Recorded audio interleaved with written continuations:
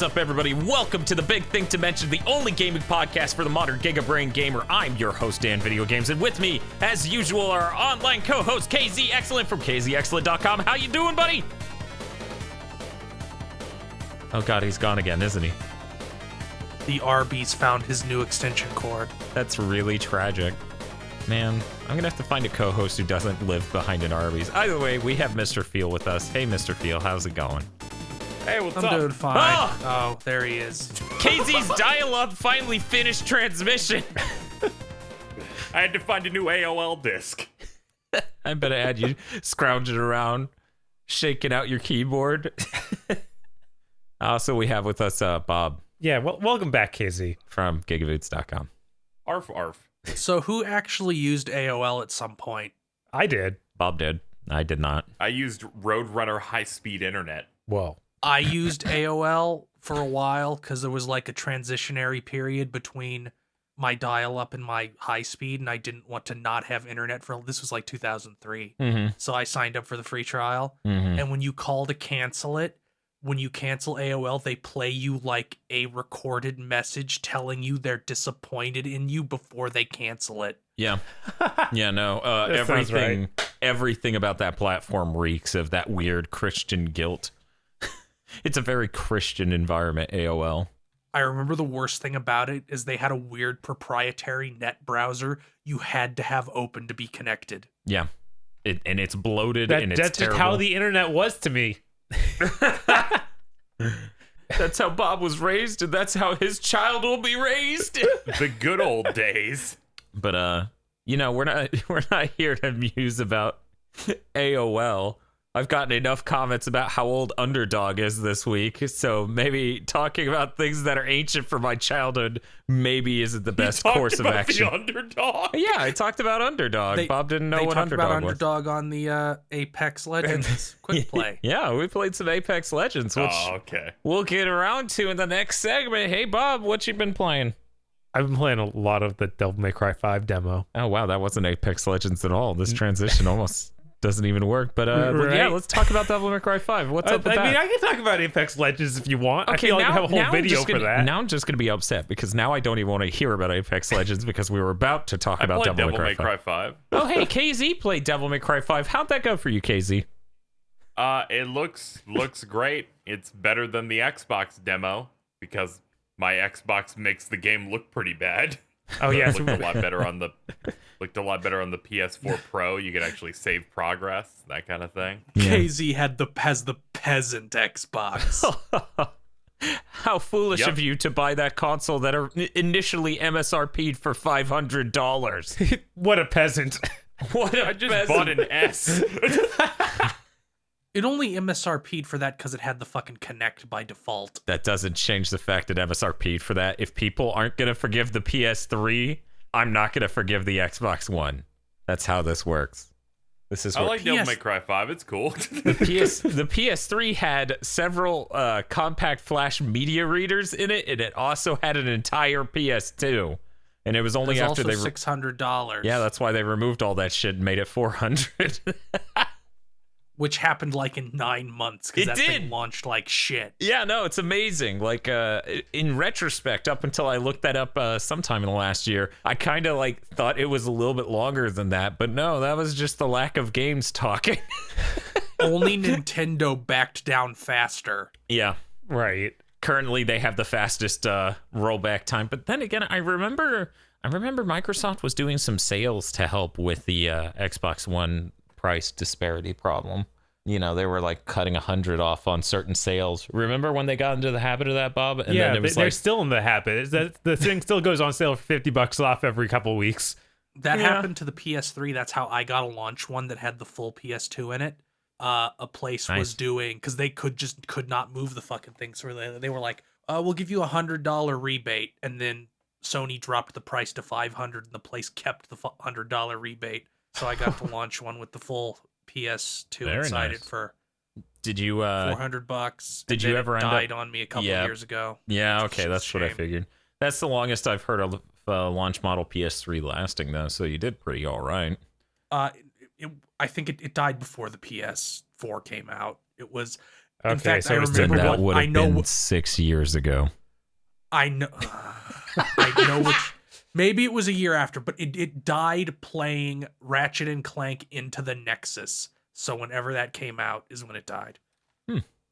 So, Bob, I heard you also played Devil May Cry 5? Yeah, no, that new demo is really cool.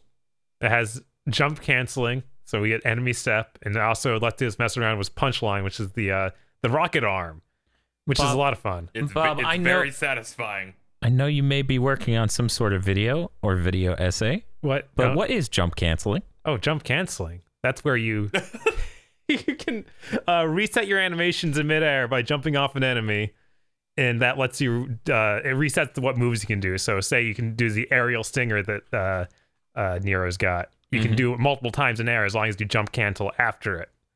And you also use it to get higher. Guess what I never learned to do ever. Yeah, most people don't. It's not a normal thing. It's just there for the hardcore. And it's I was like, I'm going to learn to do this before DMC 5 came out. And then I remembered, I never want to look at Devil May Cry 4 ever again. Ever. Oh man, that tweet you made of like, what was it? I want to play the demo, but I played Devil May Cry 4 so many times that I never want to see it again. And I'm like, yeah, I beat it once too. just go back and play I beat 3. that 3's game got like that. 8 times. That's disgusting. I seriously couldn't convince my. I So tried. that means you played it 16 times, or does that mean you played it 4 times? And this isn't counting the special edition, because when the special edition came out, I paid money to unlock all the characters and unlock all their bloody palaces because I was not beating that fucking game with them to Yeah. unlock the bloody No, palace. that's fair. I tried 3 or 4 different times to do a second playthrough of that game, and I just couldn't. I really do not like Devil May Cry 4. I look forward It to our upcoming sucks. Let's Play where I have to sit through it. That'll be a fun let's play. I like the bloody palace because I really like the way the game plays, but the levels are and the bosses are just terrible. Not as Nero. As Nero, the bosses are all right as Nero, but as Dante, they suck.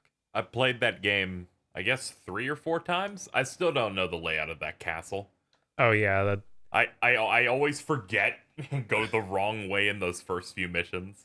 it's really just bad level design in every way. And that Yeah, no, stinks.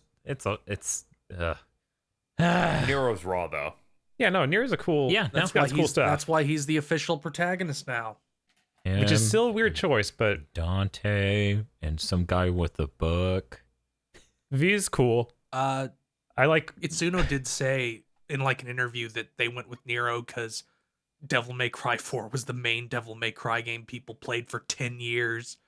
So fans kind of got attached to Nero. Or actually ever, because it's the one. Isn't it the best-selling Devil May Cry game? I believe so. Yes, it is. That's fucked.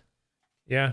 I mean, it's better than 2. Obviously, I'm not even remotely making that argument, but good lord. It's that weird thing where if a game is a good game, a bad game makes the next game sell badly, and a good game makes the next game sell better. Yeah, no, that's a real thing. And Plus, it was right there near the beginning of that gen, and so it just sat there all I think through Devil May Cry PS3 2 gen. has actually sold more than Devil May Cry 3. Ugh.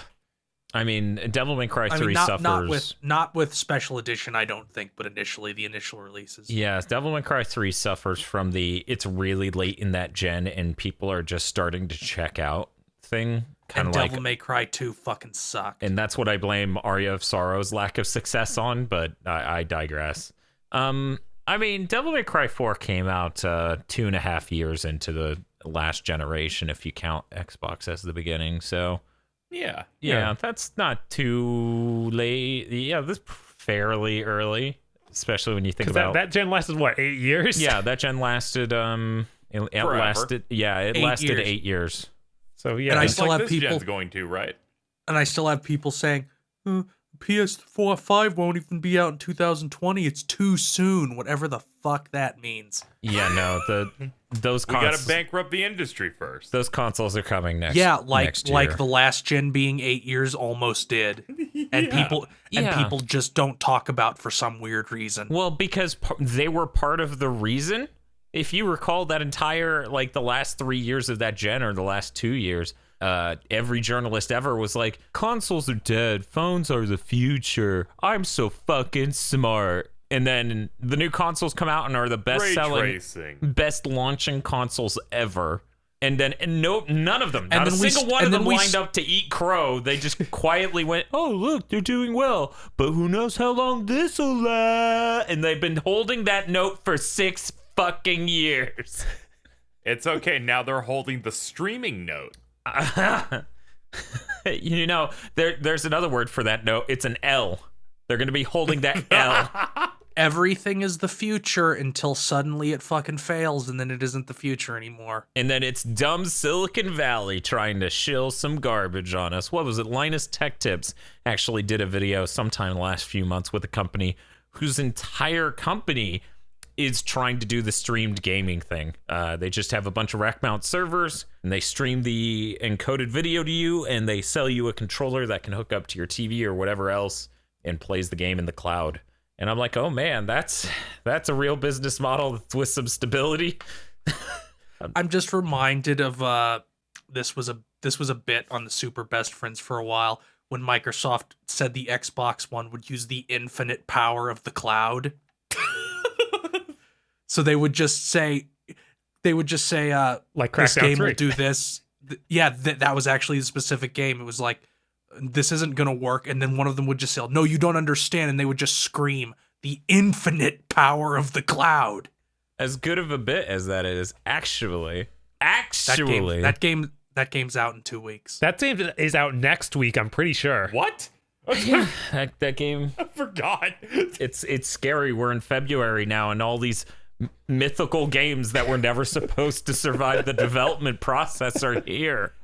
I'm going to forget it's out a month from now, just like Darksiders 3. Microsoft hasn't shown us a single fucking thing of Crackdown 3 because I don't think it works. I think it's going to be Fallout 76 levels of oblivion. Oh, I no. saw a new TV ad for it yesterday. Check this out. The cloud stuff was only ever supposed to be in multiplayer. And I can tell you right now, based on what they were showing, it doesn't even matter that much. So it probably just won't be there. They're probably hoping people just forgot. Maybe it'll be, you can get it on Game Pass day one. But yeah, no, they got weirdly specific with that promise, actually. They weren't even like the infinite power of the cloud. No, they were like, each Xbox player is going to have 3 Xbox One's worth of power in the cloud to tap into to enhance the environmental destructibility of Crackdown 3. And I'm like, you are full of shit. Stop lying to people. Also suck my dick. So I'm waiting. That's a little rude. I'm excited for that game to come out and not so feature. So you played anything else, Bob? Not really. You fucking liar. Fine, I played Apex Legends. Oh, okay. Hey, Apex Legends. Isn't that new Battle Royale game from Respawn Entertainment that launched? It's apparently like the best doing Battle Royale game right now or something. Like a million concurrents? Yeah. So I heard it did real well the first day, and I heard it controls well. I don't expect it to retain players. I expect it to do the best that any of these fucking Battle Royales outside of Fortnite and PUBG have ever done. That still doesn't say anything. Yeah, that's pretty much my take. Yeah, I'm still holding my breath. I want to believe that Respawn will survive. Yeah, I mean, it could do well, honestly. As I said, I think it has the best hopes of any of these.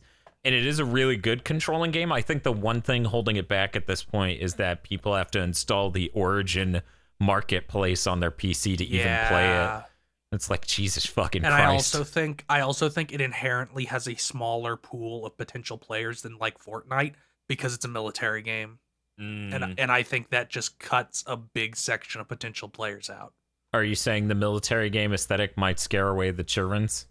I think not children and women. I don't think women like military-themed games at all. I mean, it doesn't have victory dances. Can you dab? You cannot. It has loot. It has loot spiders, which are hilarious. Loot spiders that just scares me. Exactly. You so should be scared of spending money. You should be scared of the RNG. It's coming for your wallet. But did you see how they went, we're not making Titanfall 3. Twitter explodes. EA releases statement, we're making a real Titanfall game. Oh no, I'm sorry. They didn't say a real Titanfall game. They said a premium Titanfall experience because nobody at EA is capable of speaking like a human being because they're all lizards. Even with that, they said with a twist. Like it's not going to be it's an online a Titanfall game. It's an regular. online card battling Premium game. experience. Twist, it isn't what you want. That makes less sense than when you get translated Japanese interviews about something where you're like, I don't think I understand this. What do you mean cute is a genre? What the fuck does that mean to you? I completely understand what they mean when they say cute is a genre. That's the genre Neptunia is in. You're probably right. What bad? In Japan, they literally call Neptunia a moe pig game because the only people that play it are these fat basement dwellers who want their moe. Jesus fucking Christ. Hey Bob, did you play anything else? Not really. Those were the two main things. Okay. KZ, you played the Devil May Cry 5 demo. Did you play anything else this week? Well, I've played Smash at least once in the past 7 days. I'm envious. Piranha Plant is really good. It's one of my new mains. Of course. He's Piranha big. Plant is a nightmare unless your character has a projectile reflect, and then they're hilarious. What?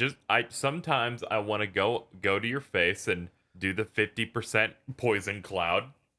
And then I reflect it, and you don't pay attention, and you're... Or I'll do the poison cloud in front of me, get behind it, and hide, and then forward smash. He's really, really fun, really good recovery in general. Wasn't expecting to like the character very much, but it's actually really good. And Smash continues to be great. Have you played any more of that hot new game, Kino Hearts 3? Yes. Oh, okay. How's that going for you? What have you been doing with that? Just finding out what difficulty and like what stipulations I can put on the game to make it a bit more challenging and comfortable to like play again. Like, what's the best way? So you're trying to find go through that. You're trying to find the exact blood alcohol content level that makes it a challenge. Yeah, make it a challenge, but make myself actively not bored at any point. Right. Yeah. Which is probably going to be like level 20 being the limit. Isn't you put level on that 20 like character. the last level where you get something from leveling up? Because I found lists and they all end at level 20. I haven't actually looked into my mini guide stuff because I know most of it's useless at this point. Yeah. Because of but how new the game is. But I did a 13 run yesterday, and I got pretty far in that. And I think that's still a little too low. You get to a point where you have to still max out your weapons because you start feeling the end game start and damage go down, and some big enemies are still doing like 65% of your health in one hit. 20 seems to be the best.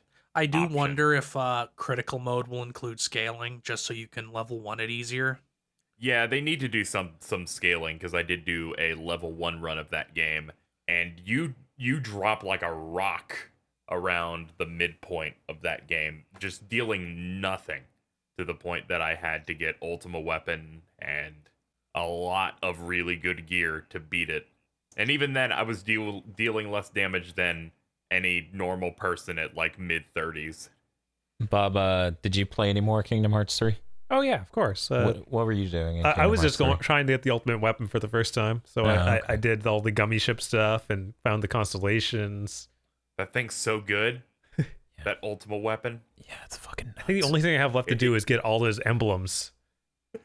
Dan, you left that stream, Dan, where I was getting Ultima Weapon. Mhm. I went to the final boss and still kept losing with it.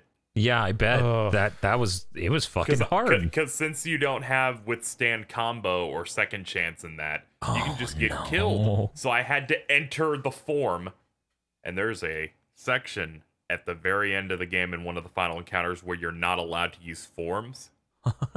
So I was like, That's now I'm true. just trapped. Oh, Yeah, I saw you on Twitter referencing that, I believe, to Creed, and I was like, yeah, I feel like that part of that fight would really cause that problem.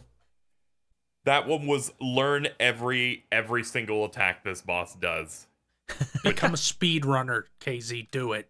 You do everything in that game can be blocked.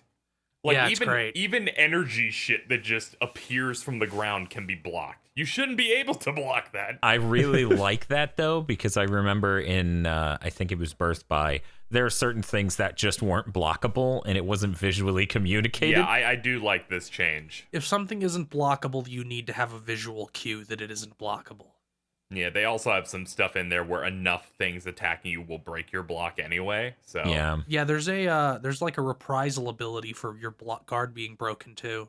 I don't think I ever used it once because so few things break it. But yeah, level 20 seems to be like the sweet spot for now until they add an additional difficulty option. Yeah. If you want to be challenged in the game, but you also don't want to hyper grind everything. See, that's the thing. I want the exact opposite. I want to carry Ultimate Keyblade into Thebes for the first time and just melt everything. Well, I mean, on the flip side, you can play on beginner mode because the speed run for that's already at like 3 hours 45 minutes. Whoa. What is this, Kingdom Hearts Yes. 1 beginner mode? That's great. Yeah, it is incredibly fast. Most bosses' special like cutscene moves don't happen because you kill them too quickly. Oh, man. Yeah, I could imagine stuff just melting. That's great. Yeah, there's some good stuff with that. But yeah, Kingdom Hearts 3 is really good. It is really good. I still really want a New Game Plus just so I can punish the Tornado Titan for existing. Yes. Yeah, no, that's Just fair. like, I have all my things now. Perish. I bet Dan's thought about it like, if I had Ultima Weapon. Oh, just you wait, motherfucker. They're gonna patch in that New Game Plus, and then I'm coming for you. I hate that fight so much because you can't actually air step to him. Yep. Yeah, that is Yep. a weird choice. Because Yep. that boss is meant to teach you how air stepping Yeah. combat works. Yep. At the same time, it's like a functional version of the Leviathan fight for Final Fantasy 15. Oh, no. The way he looks along with the environment, like, fucks with my sense of distance, so I can't Oh yeah, even tell when I'm I have close enough to very hit him. big depth problems with that fight. Yeah, because they didn't build any elements into the space between the two of you to let your eyes and brain sort of suss out the scale, you know? So it's just like you're almost in a skybox. But yeah, Kingdom Hearts is really good. If you want to hear us talk more about that and you've beaten the game, we actually have a spoiler cast. Part 1 went up this week. Part 2 is going up next week. 7th and 13th. Except for if you are a patron at the early access tier, in which case you'll get Part 2 early. Ooh. Ooh. A lovely perk. It is incredible. Stunning, breathtaking. I did some movements with my hands. You just couldn't see them. Was it the Xehanort, I'm a creepy crawly spider hand movement? Was that? Or with It the was dolphin. a fusion of that and the directly to you. Nice. Maximum creep. Yes. Mr. Feel, have you played video games? Well, I played more Resident Evil 2. I beat Claire A and Claire B. So jealous. I probably should have done Claire A before Claire B so I didn't have to play both of Claire's stories in a row. Yeah. I also probably shouldn't have done B before A. Yeah. But as a result, Claire A was really easy and I S rank plussed it. Nice. Yeah, I saw that on Twitter. You saved only like 3 times. Yeah, I didn't save very much but on standard, I was only on standard. I wasn't on hardcore. Yeah, it's just when and that's the sort of thing I loved about running through Resident Evil 2 back in the day is once you know exactly what you're doing, you know when saving is actually a good idea and when you're just saving because you're paranoid. Then I decided that wasn't enough Resident Evil, so I loaded up Resident Evil 4, but then I realized I couldn't play it on professional because I didn't have special costumes 2. And if you've never played Resident Evil 4, Special Costumes 2 gives Ashley knight armor that makes her invincible and she can't be kidnapped by enemies. Oh, yeah. And Yeah, it's that's nice. the only way I like to play professional because I've beaten professional without it, but it sucks having to care about Ashley at all. Yeah, it does. So I had to beat Separate Ways, which is the little sub-story about Ada. The Ada side story. Which, surprise, it kind of sucks compared to the main game because they didn't get to make it 4 times. Oh, weird. And then today I played some Terranigma because I figured I played Far East of Eden Zero earlier and I dropped it. So I'm like, well, I'll play the other really big Super Nintendo RPG that I haven't played, which is Terranigma, which is by Quintet, who did ActRaiser, and they were ex-Falcom staffs. And in case you couldn't tell they were ex-Falcom staff, the first thing you do in Terranigma is climb towers while really good music plays. Yeah. No, Yeah, no, it's got some ease energy. Terranigma's really good. So that's fun. I'm doing a level 20 standard KH3 run, but I'm not very far in that. I got through Toy Story World, and even skipping all the cutscenes. That world is long. Yeah. Yeah, So that I'm world like, is really long. I'll take a break. And then I played RE4 and Terranigma. Nice. RE4, real quick, on Resident Evil 4, what console did you play on? Oh, I'm playing on PC. Oh, okay. That's all I played. I didn't play that much new stuff because a bunch of games with 40 hours plus of content came out, so you get a couple weeks of those. Mm-hmm. Like Anthem, you're excited for that, right? Yeah. Sadly, no, which makes EA's sales predictions for that game very troubling. Yeah, they expected to sell better than Kingdom Hearts 3, which is doing like gangbusters. KZ, do you know how much they expected to sell? Since he said Kingdom Hearts 3, I have to assume they expected to do 5 to 6 million in I think it was the first 3 months. Yep. Correct. No, not correct. Not even by the end of by March 21st. right. So in 1 month. So in 1 month and like 2 weeks. 1 week, yeah, something like that, yeah. Then that is twice as much as any BioWare game has ever sold. Holy wow. shit. Also, this is a new IP. What? Well, actually, not any game, but in a decade. Dragon Age sold like that much. But that seems like Its crazy entire numbers for life. like an unproven like a new IP from them. Wait, It doesn't have the best buzz in general. It's almost like it's being sent out to die prematurely. But that makes like, I've had a lot of people say they're just sending it out to die. They don't care. But when they announce, they have to care. Their stock has gone down 50% in the past 8 months. Yeah, they. That's the thing, though. The caring part should have been done long ago instead of just now. Like they laid really bad plans for this game, and now it's shipping. Like, I don't understand. Unless somebody at EA is running some weird scam where they knock the stock price down really low and then pull it back up somehow. See, I don't think they can pull it back up somehow. I think we're approaching the tailspin part of this. That was a good show. Yeah, it was all right. I mean, it's no Darkwing Duck, but what is? I like Blue. Get a clip of Tailspin where they're crashing the plane and put EA's executives on Baloo's face. Yeah. So that leads into another EA thing. Uh-huh. Ooh. Battlefield 5 sold less. So they set out their predictions for Battlefield 5 is going to sell this much, and I think it was like 11 million. Yeah. And then and then closer to launch, they went maybe 8 million. Yep. I remember this. It sold 7 million. With it going on sale 50% off the week it came out. Oh yeah, that game came out like not done, right? That's what I kept No, hearing. correct. It came out entirely missing a mode that Call of Duty shipped with. And when EA announced this, their stock fell 15% and did not recover. So it went from... not surprising. Battlefield's like one of their big ones. It's almost like doing a release of Battlefield every other year is fucking killing them. And the direction it wasn't it wasn't every other year, Dan. It was one every year. Well, okay. That's true. They did have the Star Wars ones, but I think there's a chunk of people Battlefield 1 was 2017. No, that was 2016. I'm going on Google. Don't worry. It was. Fielari Yeah, I'm is wrong. going on Google. Yeah. I know because I'm going to have to edit out his keyboard sounds later.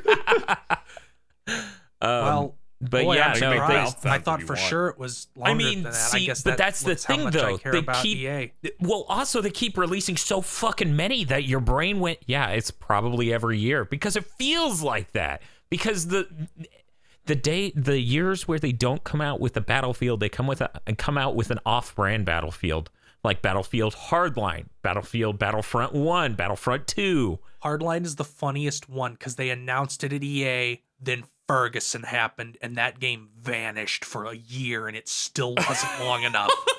God. It just appeared in fucking retail stores as a ghost haunting their distribution chain. Haunting their fucking bargain bins. Our shelves are haunted and overpriced. EA's doing great. Here's why EA drives me up a wall. Yeah. Bob, What's up? I don't get to talk about what game I played ever. No. Oh, I'm sorry, Dan. No, it's Go cool. ahead. Let's I just thought- finish I- out. I noticed that too, but I'm like, whatever. Dan has control. He hosts the podcast. It's okay. Shouldn't be a problem. I'll double back to what I played after we finish the EA segment. What's up with EA and you? So, I haven't bought an EA game in 7 years. The last EA game I bought was Mass Effect 3. Titanfall 2. That's the last one I bought, and before that, I don't even fucking know. Star Wars Battlefront 2. I was What is given wrong with you? Titanfall 2. I did, but the last one I went and spent money on was. So my point is, I don't care about EA. I don't care about the bad games they make because I don't buy them. Mm-hmm. But at least when Activision does scummy shit, they generally make money doing it. Yes. They're good at being. Activision mixes asbestos in with baby food because it's cheaper than nutrition. Right, yeah, exactly. And Ubisoft has an entire human civilization cranking out an Assassin's Creed game or some other game every year that is lifeless and joyless. But hey, they make money doing it, so I don't understand what EA's fucking problem is.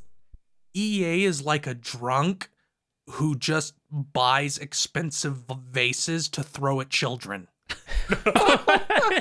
Like they're evil and not even in a way that makes sense because they get nothing from it. Me and Dan were talking about how it's amazing that Apex Legends just launches and the network code is fine. Yeah. Last week, Anthem had a beta that DOS'd itself. Yeah. How did that happen? Well, I can answer that, Bob. Respawn is a good developer. Right? Respawn's a good developer making a game that they know anything about and how to make. And also, I'd wager that Apex Legends not being on Frostbite helped. Well, I mean, at the end of the day, BioWare's making a fucking online multiplayer shooter that has RPG elements. Which one of these two is completely out of their element here? Like, it's insane. I don't want to talk about this anymore. So we're going to talk about what games I've been playing. Thanks, Dan. Ooh. You gonna talk about Apex Legends? So I played Apex Legends. EA. Honestly, pretty fun. I want to put more time into it. I just haven't had time this week with editing the podcast and all the other stuff going on. So I'm going to come back and visit that at some point in the future. I have been playing Update the Video Upscaler and update your homebrew Game Boy Advance software for the GameCube. So that way I can get really crisp pixels out of my Game Boy Color, and Game Boy Advance games via the Game Boy player. So once I got that nailed down, and I was like, okay, I've been productive today.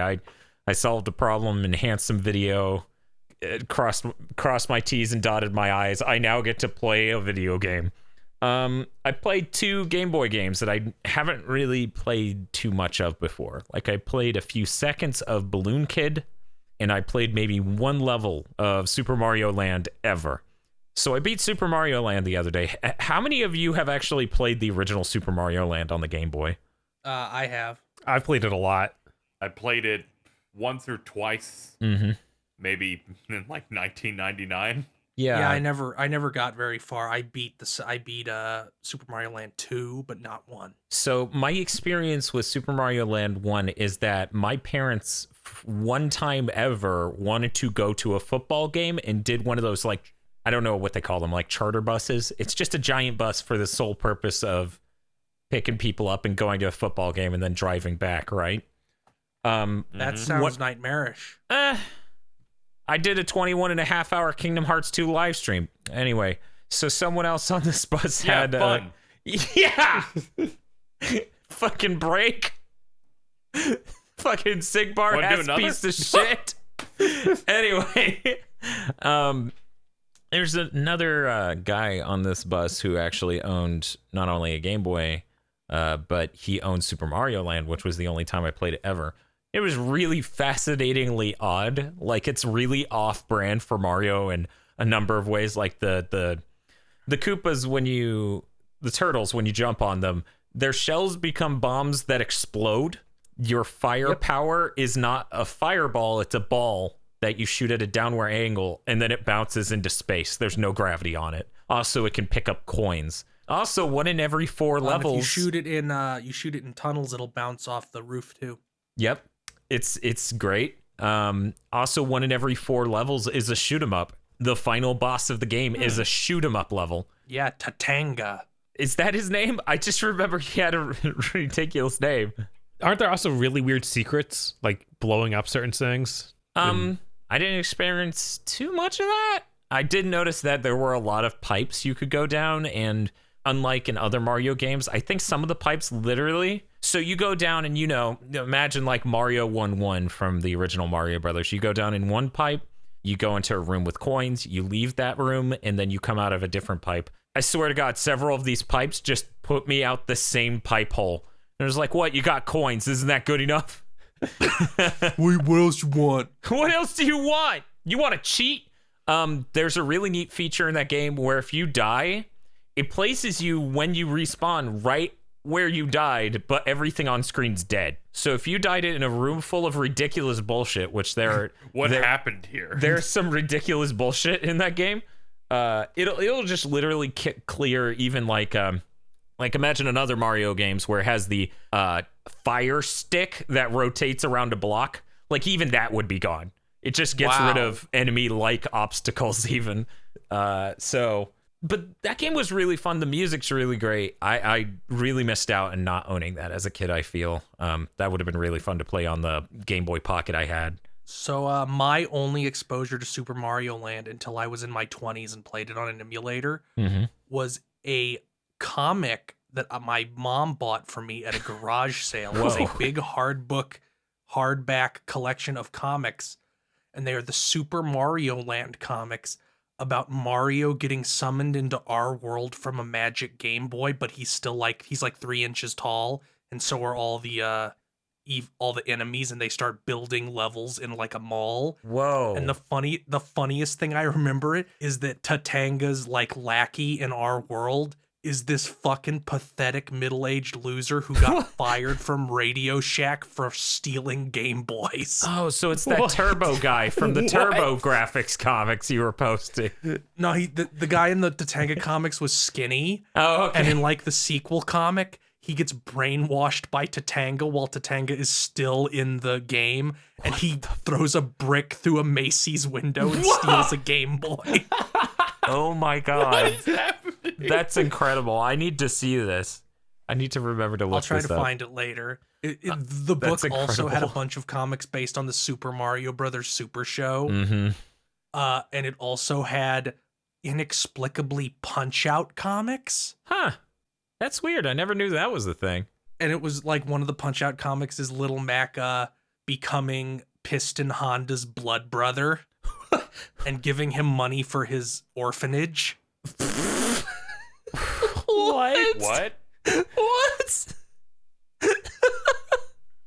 Someone was like, Punch Out. It's a lot like Rocky. We can work some Rocky scale drama into this. There's every single story has like a Rocky scale drama. That's awesome. See, that's what they need to do for the next Punch Out game. It needs to be a highly narrative experience. I'm saying that as a joke, but holy shit, I would be down for that. It's like that fight version of Fight Night that had a story mode that I never played because EA makes it. Well, you're such a principled man. But yeah, I also played Balloon Kid. For those who don't know, Balloon Kid is like a sequel to Balloon Fight, where they sat there and Did they were balloon like, have a child?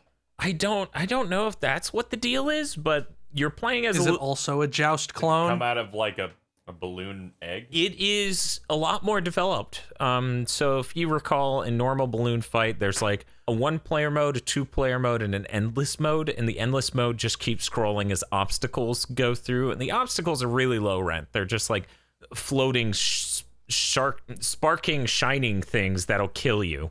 Balloon Kid's main mode, its only mode as far as I can remember, is that they took that idea and developed it instead into auto-scroller levels. So now you have like platforms you need to get to and a bunch of different types of enemies with different elements to them.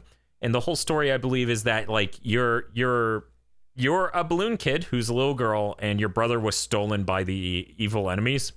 So you're trying to rescue them throughout all these levels. The weird thing is one of the buttons flaps just like a normal balloon fight. The other button drops your balloons and it just becomes a normal platformer. And at some points, that's actually a really good strategy because you can move faster and fit through smaller cracks. But I found out while I was over a body of water. So Oh, dear.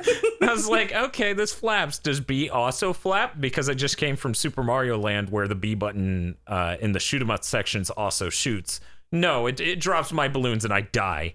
But Balloon Kid's really fun. I'm hoping to go back and play some more of that. It also has boss fights, which is a really weird concept for a balloon fight type game. And dropping your balloons is actually necessary to do the boss fight I did, which was against this weird, like, big bad wolf style wolf enemy. Where if you drop down onto the same platform as him, he would just shove you down a fucking hole. So what you need to do is drop your balloons before you even get down there and jump onto his head and bounce off in time to not get hit by him. That game is surprisingly good. And yeah, I'm hoping to go back and play some more of that. And as a little closer on this before we officially go into news, yeah, we got our fucking Game Boy footage, like our Game Boy video out, looking so sharp, it literally looks like emulated footage. If you showed it to me, I wouldn't.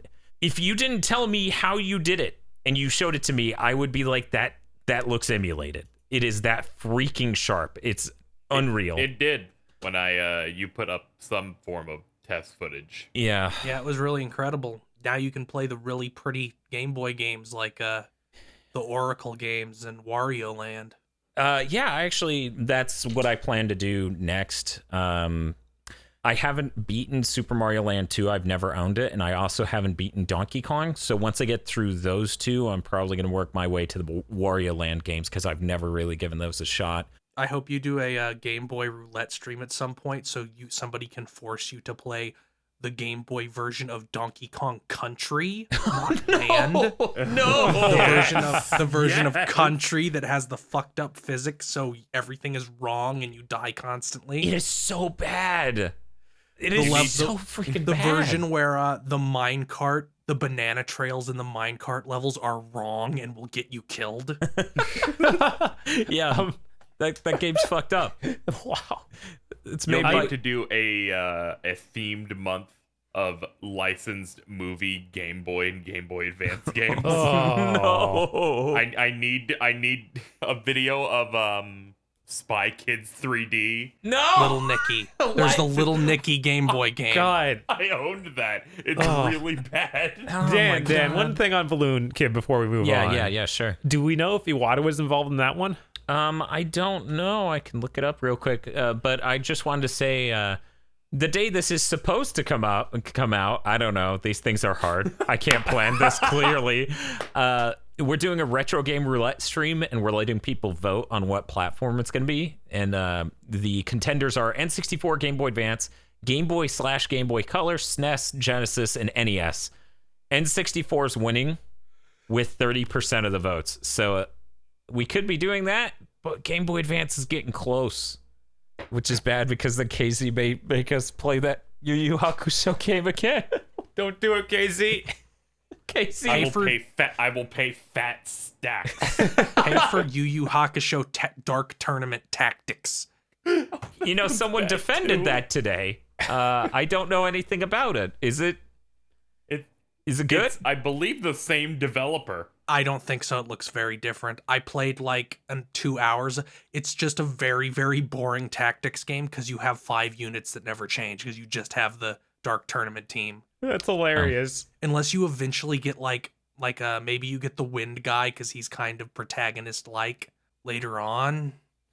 But I didn't get that far. I got very bored.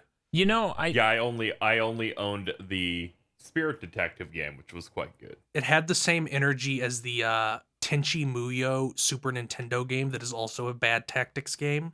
I've actually played through most of that. Yeah, Bob's played through most of that, and he's not the only one I know. Have you ever played through the Sailor Moon JRPG on the Super Nintendo? No. Damn. I've never. It's really hard, and it has a whole team of evil Senshi. Yeah. What was it? Jim Ratgazer, friend of the channel, American Truck Simulator Let's Play. If you want to check out some stuff featuring him, that's Rack, not Rat. Anyways, okay, you got me again, like rat gaze. Everyone thinks I'm making a glottal T sound, but it's like, no, that's a K. Anyway, he actually beat that on an emulator long ago. I never beat it because I only played it as a child, and it's very, very difficult. It is. It's like stunningly difficult for a licensed RPG. Yeah. I also recall it having like weirdly high production values for what it was. To answer your question, Bob, Iwata was not involved, but it does seem like it was a Nintendo R&D 1 joint. Keep in mind they handled the development of the Game Boy itself because the producer here is Gunpei Yokoi. Ooh. And that's just like Super Mario Land. Super Mario Land had that same thing going on. Oh, and this is basically the same dev team between the two, I bet, because the music and producer are both the same. Music's done by Hirokazu Tanaka? Yeah, Hirokazu Tanaka, who's Hip Tanaka, who keeps hiding that song in every game ever. That's great. Yeah, he did Super Mario Land and Balloon Kid. Man, anyway, So I went through the effort of looking up the developer of this bad Yu Yu Hakusho game, and yes, indeed, that was their first game. Was the one you played because this was from Sensory Sweep Studios. What? They went on to make the tournament one, then Tiger Woods PGA Tour 2005 for the DS. Jackass the game for the DS. What? And a bunch of other bad license games. Oh my god. They made My Japanese Coach. What? My Spanish coach, my French coach. They found a true calling. They made Major League Eating the game for WiiWare. And now I'm seeing that the president and founder of the company possibly went to prison for not paying taxes and also not paying his workers, so it's all a mess. Oh my lord. I thought I for a fucking split second, I thought you were going to say it's actually just Dave Lang somehow. Yeah, they also made a Halo for the DS. No, Dave Rushton instead. That's one of Dave Lang's pseudonyms. He's died many times. Talking about early developer days and really fucking weird shit that happens at companies. I actually know a guy who is an engineer at NVIDIA now, and he used to work as one of the major engineers at a game studio. The game studio was made by a very mafioso type guy, where literally his money came from stealing stuff from the city ordinance and then selling it back to them. So we're talking manholes. I'm not even kidding. Like shit like that. And I know people who've done that, but they've all been drug addicts. Well, imagine instead of being drug addicts, they were like mafioso types, and they fucking made a game developer in the PS2 generation. Good lord. Yeah, no, it's fucking ridiculous. But okay, let's go ahead and move on to news. Ooh. So, did you guys hear this in the news? They released that Apex Are you from Legends Jersey? game. Like, what's going on? That Apex Legends New game. Jersey? Sure, I thought you were Dr. Mario's said don't take mom's pills. Oh, what? No. Oh, man. I was not doing a Lumalin voice. Uh-huh. Though I do sound like that one sock puppet he does, but we're not going into that. We'll wait till Curse Contact Club visits a Lumalin film to further discuss that. But Apex Legends was announced and launched in a single day, though it leaked early. That was in the last week. It's been a weird week. It has. You know what's weird? Also, and as we covered, EA said no Titanfall 3 and then backed down almost immediately. Yep, because it's like, hey, you guys, maybe don't destroy maybe don't abandon one of the only IPs you have left with any worth. Just a thought. Anyway, we also had Nintendo announce Dr. Mario World, which they're developing with, I believe it's NHN Entertainment and Line. Line is the people who made like that chat app in Japan, Line. Oh, wow. If you guys have ever tried that, Pop Team actually has those images on it. And it blew up pretty well. It's even popular relatively in America, considering it was never... I know people who use it, but I never Exactly. I like circle and triangle. God damn it. Is he talking about Google Circles? Yeah, I missed you so much, Casey. I offer so much to this podcast. You do. Last week was sad because people said things and then no one else said things like that. No one ruined the segments like you did. But yeah, I think it's really... Okay, I'm of two minds here. One, Dr. Mario is perfect for a mobile game. Like, making a mobile game out of that makes perfect sense. Two, Dr. Mario is a slipshod fucking half-assed fucking puzzle game, so go ahead, try and ruin it. Yeah, Dr. Mario fucking sucks.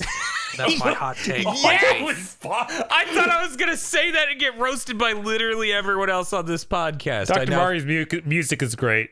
Dr. Mario's music is great. I don't think there's a single person who tell you Chill and Fever aren't great songs. I would... Listen, I would not rather play Dr. Mario than Tetris. Ever. I would not rather play Dr. Mario than Yoshi's Cookie. See, I was telling Bob that. We were in the fucking car the other day, and I was like, I think I just realized that... Or actually, you're saying Yoshi's Cookie. I'm actually just thinking the NES puzzle game Yoshi. I'm like, I think I'd rather play Yoshi than Dr. Mario because Dr. Mario just sucks. And you know what's even better? I'd rather play Tetris Attack. And I was about to say, I like Tetris Attack. Tetris Attack is fucking incredible. Bob, Casey, and Phil like Tetris Attack. Now they have to come here for E3. I was going to say... You Dan, don't want to play Tetris Attack with Stan. Yes, he is not a normal human when it comes to that game. You want to play Tetris Attack against me. I used to be really good, but it's been years. It's okay. You've got 4 months till E3. Anyway, Wario's also Woods. Like Bust-A-Move, that's pretty good. Bust-A-Move is really good. Tosh is really good at that game. Her and I go neck and neck on that. But yeah, Wario's Woods is also a better puzzle game than Dr. Mario. It's really weird. Nintendo made a lot of better puzzle games. So the fact that out of all of them, Dr. Mario is the one that survives, not Panel de Pon, which is what Tetris Attack is, or Wario's Woods, or Yoshi. Look, it has Mario in the name, and it has a great music. Yeah, but the iconic Dr. Mario music. Yeah, I mean, it definitely has iconic music. Dr. Mario's in Smash, Dan. Yeah, he is. He's a different person. Maybe that's why it survived. Didn't Panel de Pon... Isn't Pokemon Puzzle League also Panel de Pon? Yeah, no. The last Panel de Pon game, I believe, is called Puzzle League Challenge on the DSiWare store, which was a trimmed down version of the DS game Puzzle League Challenge or whatever. The end of that franchise is a deeply embittering affair. I love Tetris Attack. But yeah, I'm excited for them to make a mobile Dr. Mario game. Maybe they'll make something good with it. I wonder if it will fail like everything they've done that wasn't Fire Emblem Heroes and Pokemon Go. See, I don't know what the metric for failing for a pay-for mobile app is, so I don't know how... The metric is Super Mario Run failed. Did it fail in their eyes or market? I'm pretty sure it did because it just did not. Nobody bought it because $10 was too much. Oh my God, that's sad. That's a lot of money. I bought it. It is for the mobile market. It is for the mobile market. $1 is a lot of money for the mobile market to get in. Yeah, aren't you guys sad that consoles still exist and we didn't transition to the mobile future? But $35 for some JPEGs, that's just right. That's understandable. On Valentine's Day, they'll say voiced lines to me and give me chocolate, and on my birthday, they'll say my It's name. a value. The JPEGs are pretty. I can't masturbate to Super Mario.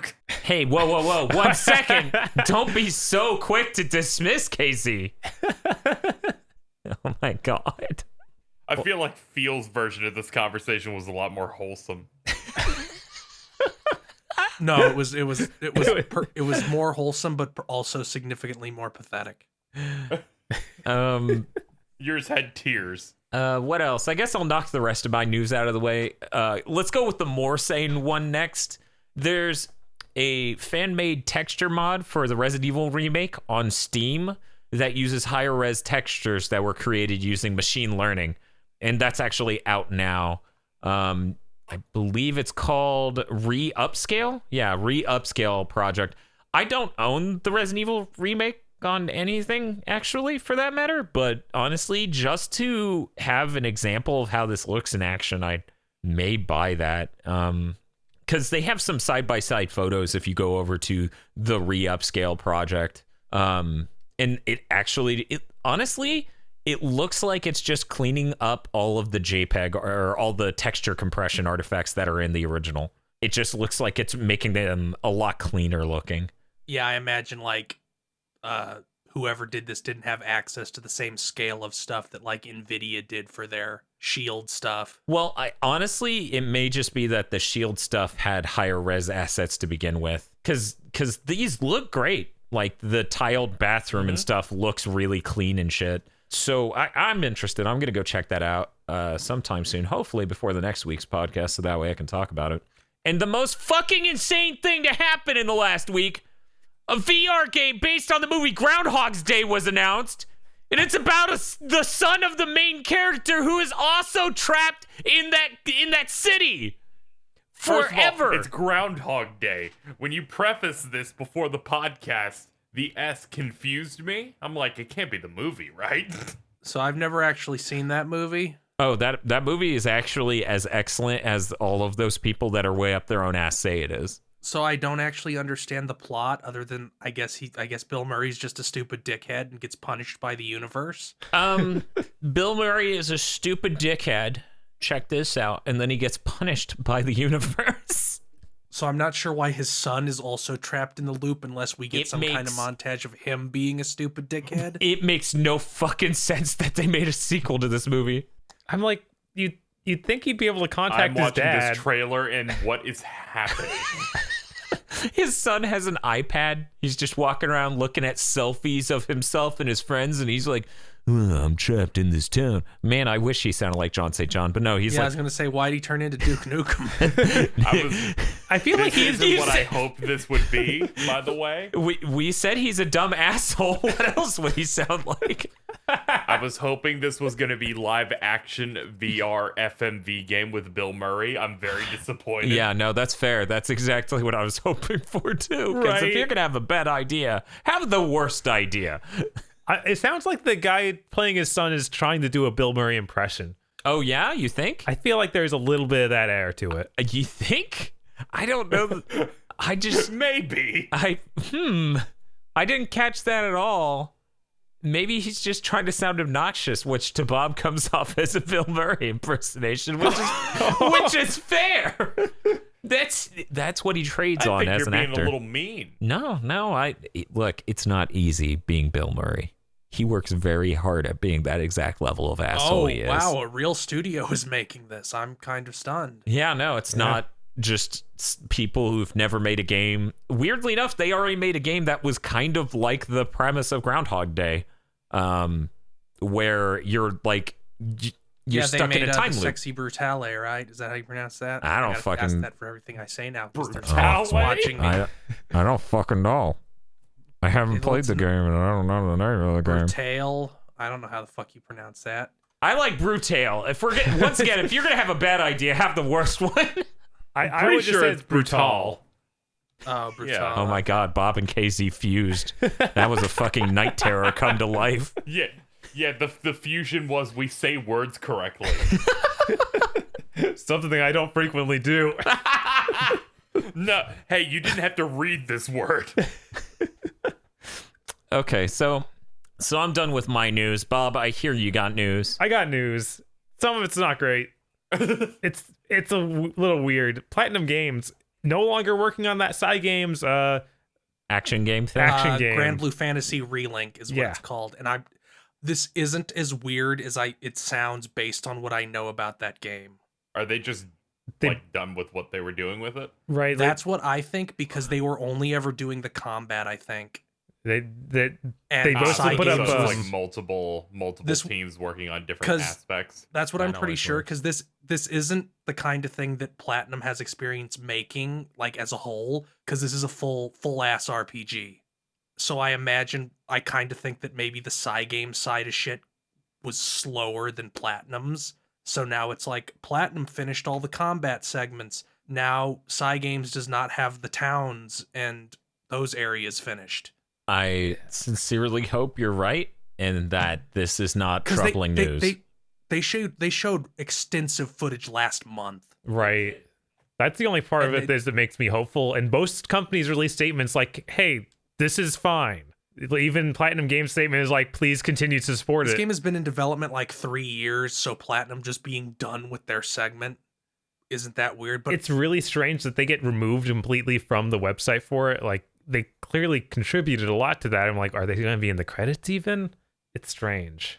I'm sure some people are going through Kamiya's tweets now to try to find anything weird, like what happened when Scalebound got canceled. Kamiya has never tweeted a weird thing in his life. He just keeps tweeting teasers for wonderful 101 Switch ports that'll never happen. Oh my god. Because when Scalebound got canceled, around the time that trouble started happening, he tweeted, "Those Gaijin bastards fucking with me," and shit like that. He started tweeting weird cryptic phrases like "can't run away, they'll find me." He blocked Phil Spencer.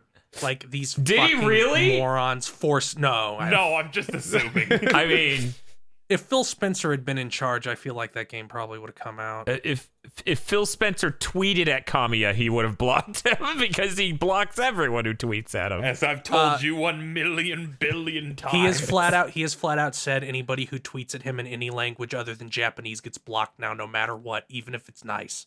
Right. He holds fast to that. He'll even respond to them politely he and tweets then things block like, them. Here, Mr. Kamiya, I made this really great fan art, and he's like, "Thank you, great, blocked." Yeah, no, it's weird. Kami is weird. No, really. He has a shiny head. You know, people complain about the design of Bayonetta, but did you know Bayonetta is actually designed by a woman? Yeah, did you know she designed it based on Kamiya's pornography that he watched with the character designer? I think my favorite thing is when Sega told him to take Bayonetta's glasses off, so he put glasses on every single character all over them. I forgot his Twitter banner is just his tweets. So you just go on his account, it just goes repeat for insects. Someone added him to their Twitter group DM. Oh, and no. all he did was remove the banner for the DM and then leave. Because it was him, the equivalent of taking their club sign. Right? Hey, Bob, I heard there's news and we should just not... There's other stuff. Oh, okay. They readjusted the Devil May Cry timeline. It just came out today. Platinum did that? Or yesterday. No. Capcom. They released a video which is like called the history of Devil May Cry, and it resets it, so now it goes the order number 3, number 1, number 2, number 4, and then number 5. It was originally 2 was after 4, Yeah. so now they've moved it. I feel like them doing this is like, listen, we're not going to talk about 2 at all. We'll have the Majin form in there, but we're not going to address that game's plot at all. Yeah, that's Yeah. kind of the feeling I got. I'm just really glad we didn't do the Gamer Premonitions for that yet. That would have been funny. It's always funny when we say things and then we get hard deconfirmed. Yeah, no, Sniped by time. that always is delightful. But I think that It's only Dan, though. it's the main thing with it being after 2. I think that that's just going to give them a possibility to like make it feel like Dante's in danger.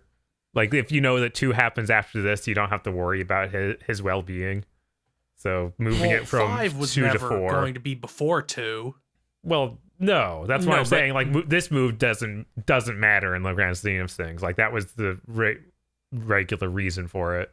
And in the process of us telling news, or Bob specifically telling news, I have downloaded the entire re-upscale project. Oh, nice. Yeah. It was only a few gigs. So, Bob, What's up? tell me, with deep cuts, what does this mean for the canon of the Devil May Cry universe? How did he get out of hell, Bob? Next to nothing, because Bob, how did he get out of hell? Dan, I don't want to give my gamer memberships out just God at damn some it. random time. Okay. Damn it. I almost got him. I'll save Bob. Wow. So in how many times do we have to teach you this lesson, old man news? Microsoft Game Studios is now just Xbox Game Studios, and they've said that Xbox is going to be their brand for all game-related stuff on all platforms from now on, which reminds me terrifyingly of Games for Windows Live. Well, it goes a step further than this. Did you see the GDC panel information that leaked? No, I only saw the Games as Punk Rock sponsored by Amazon panel at GDC. Oh my god. Fucking shit!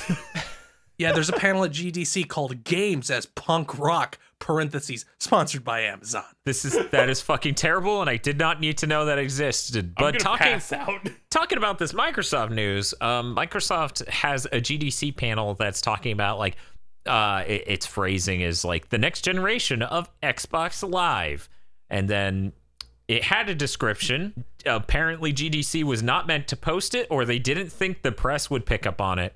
But it literally says, with the Xbox Live as an app coming to mobile, the Nintendo Switch, and all of these other things, you need to take advantage of the new I saw someone mention that in my stream a couple days ago. Yeah, you need to take advantage of the new SDK so that way you can leverage all of the features you expect from Xbox Live, like friend lists, chatting, and what do they call them? Clubs?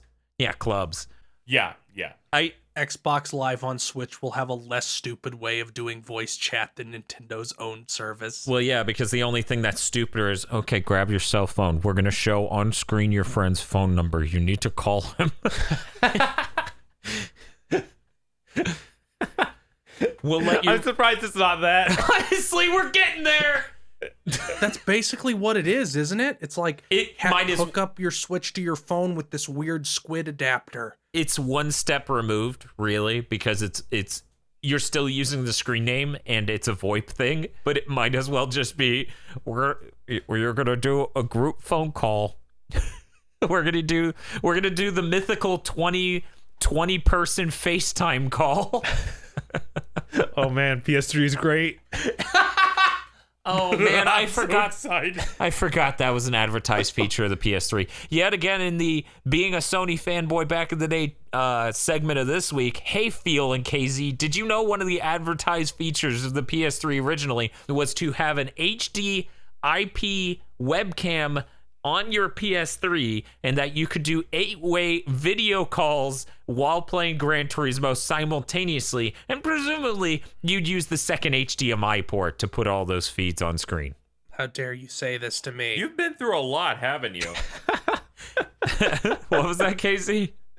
Between losing Sonic the Hedgehog to the darkness, losing Castlevania to the darkness, and Mega Man to the darkness, and then what the PS3 did to me. Yeah, I'm a pretty jaded man, Casey. People talk about bullshit PR now, but wow, that was just a fucking lie. Yeah, I spent like nothing even remotely close to that ever happened. I spent the first 2 years of that gen being like disappointed / frustrated in Sony and appreciating when they would add stuff to the PS3, but still being like, you guys fucking lied so hard.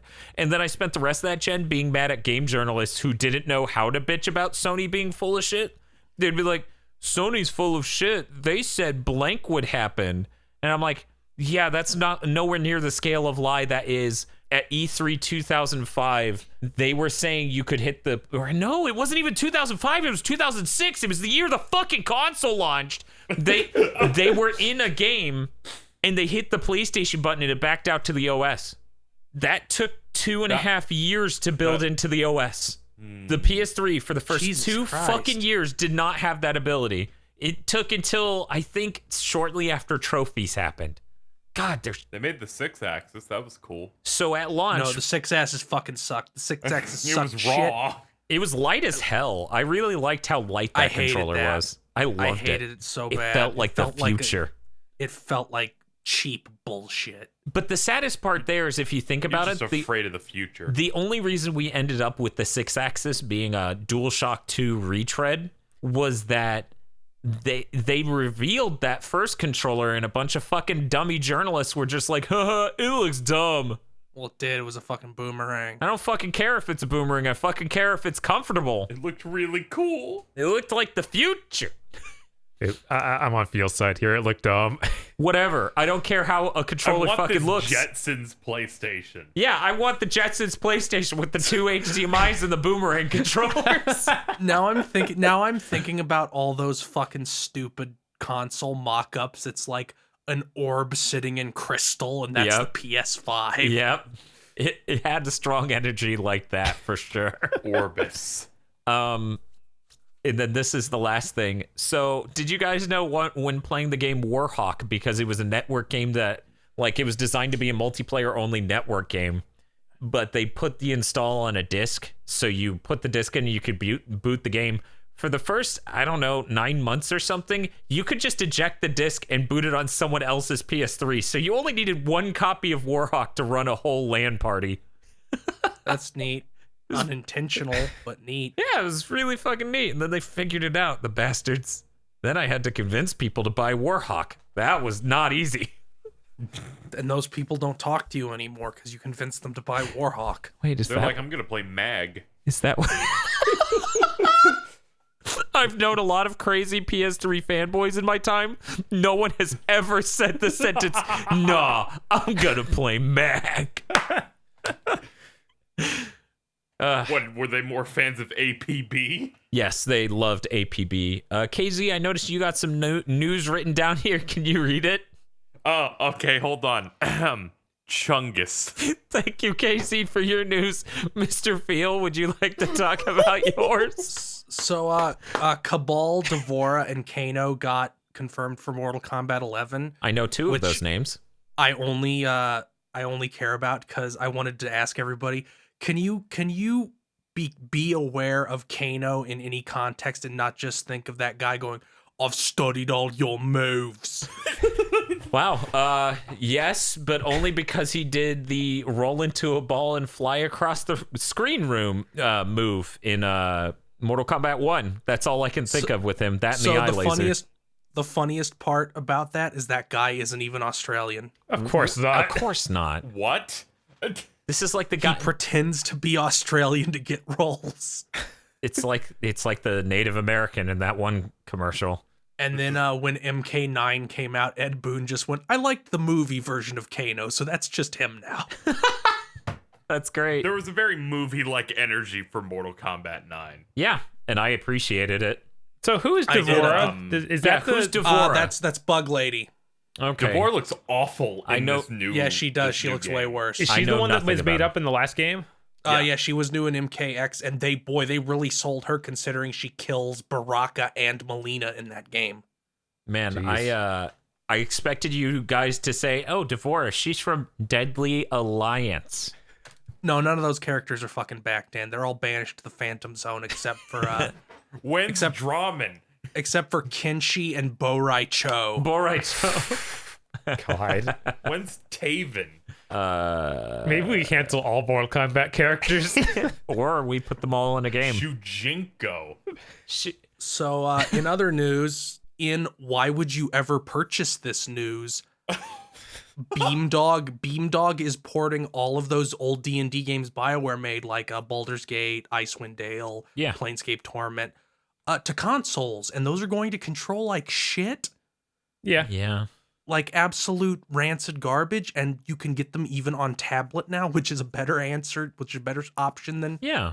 getting them on consoles. Absolutely. Also, I recommend you should get them on PC so you can get the mods that turn off all the content Beamdog added. What? That why good? Why are they adding content? Because they're enhanced editions. So They added bad new party members that you can't ignore, unlike every other party member in the game, because they run up to you and introduce themselves when none of the other party members do that. So here's my frame of reference for Neverwinter Nights. I think Bob is going to be on the same page as me. Neverwinter Nights was the subject of one funny, was it Mega Tokyo? Yeah, it was Mega Tokyo, where they said, isn't that game, didn't you say that game was coming out in winter? And then he goes, oh, it's always winter in Canada.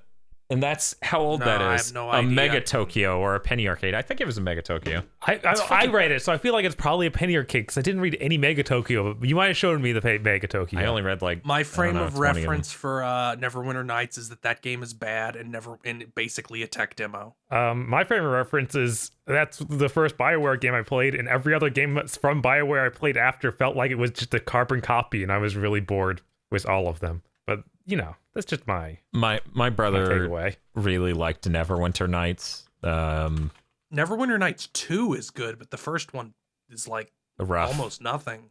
Yeah.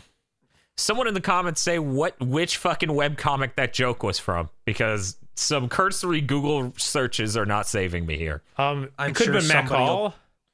Oh yeah, man, Mac Hall is a potential. I could not be, see. It could be that real life comics. No, Real Life Online. It can't be that. I never read that. It's okay. They'll figure it out. Hopefully, The internet's got our back here. they got our back. Last news, there was another Final Fantasy XIV event, and they confirmed a Nier Automata raid written by Yoko Taro. Which is pretty fucking dope. There's an absurd amount of like near crossover and everything now. Yeah, It's great. it is great. I'm sure it's going to be insane because they already did Ivalice stuff, which was equally insane. Like Ramza just shows up. What? God. Except it's like I think one of the big bosses from Vagrant Story is a raid boss in 14 now. Does Ramza look like he does in Dissidia, or does he look more I traditional? think he's a different character than I don't think he's literally Final Fantasy Tactics Ramza. I think he's it's like a alternate universe thing. And also they confirmed the new race. It is Viera. They basically said there will be men, but they only showed the women, presumably because they made that model first. Right. The horny players win again. Always. No, the horny players wanted the boys. They're like, that Twitter exploded. Like, what the fuck? You exploded. We want to see the thing we haven't seen. Well, I think that's it for news. Next, we're going to move on to questions. But before we do that, we have to thank the ever-gracious Podlords! The Podlords. The Podlords. The Popcorns?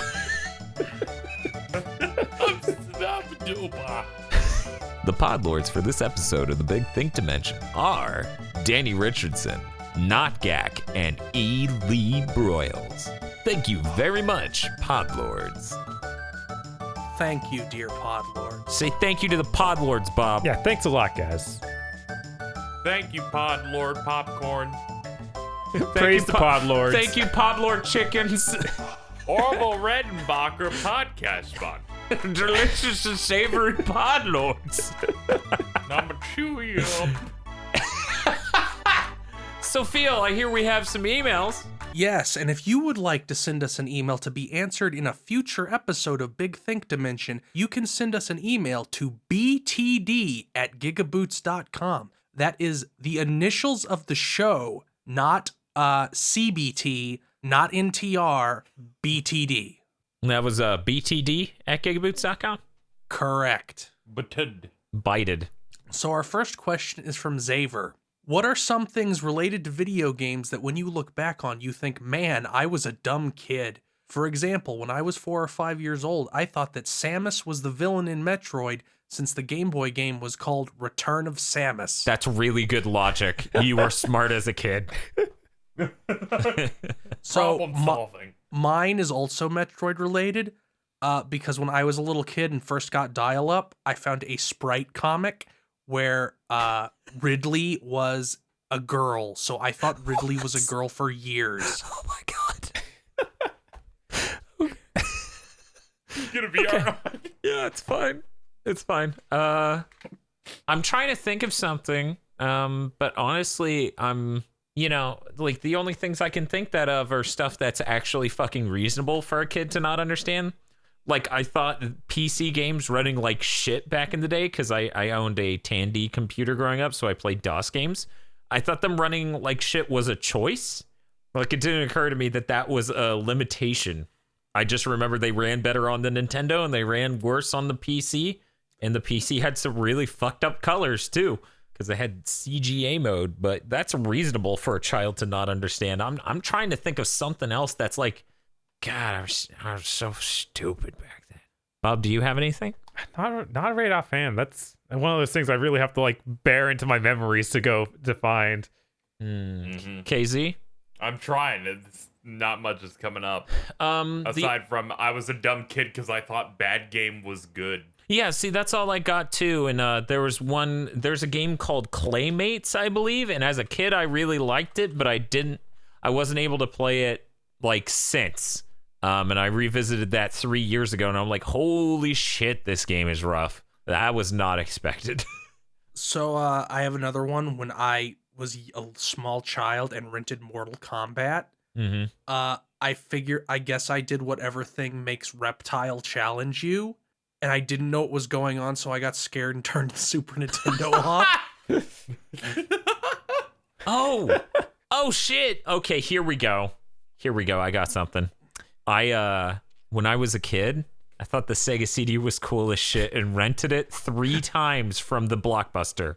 3 fucking times I needed to play the Power Rangers Sega CD game and Revenge of the Ninja. To be fair, Revenge of the Ninja is raw as fuck. That game is real good. And to this day, I still enjoy the aesthetic of Sega CD games, but I know they're not good.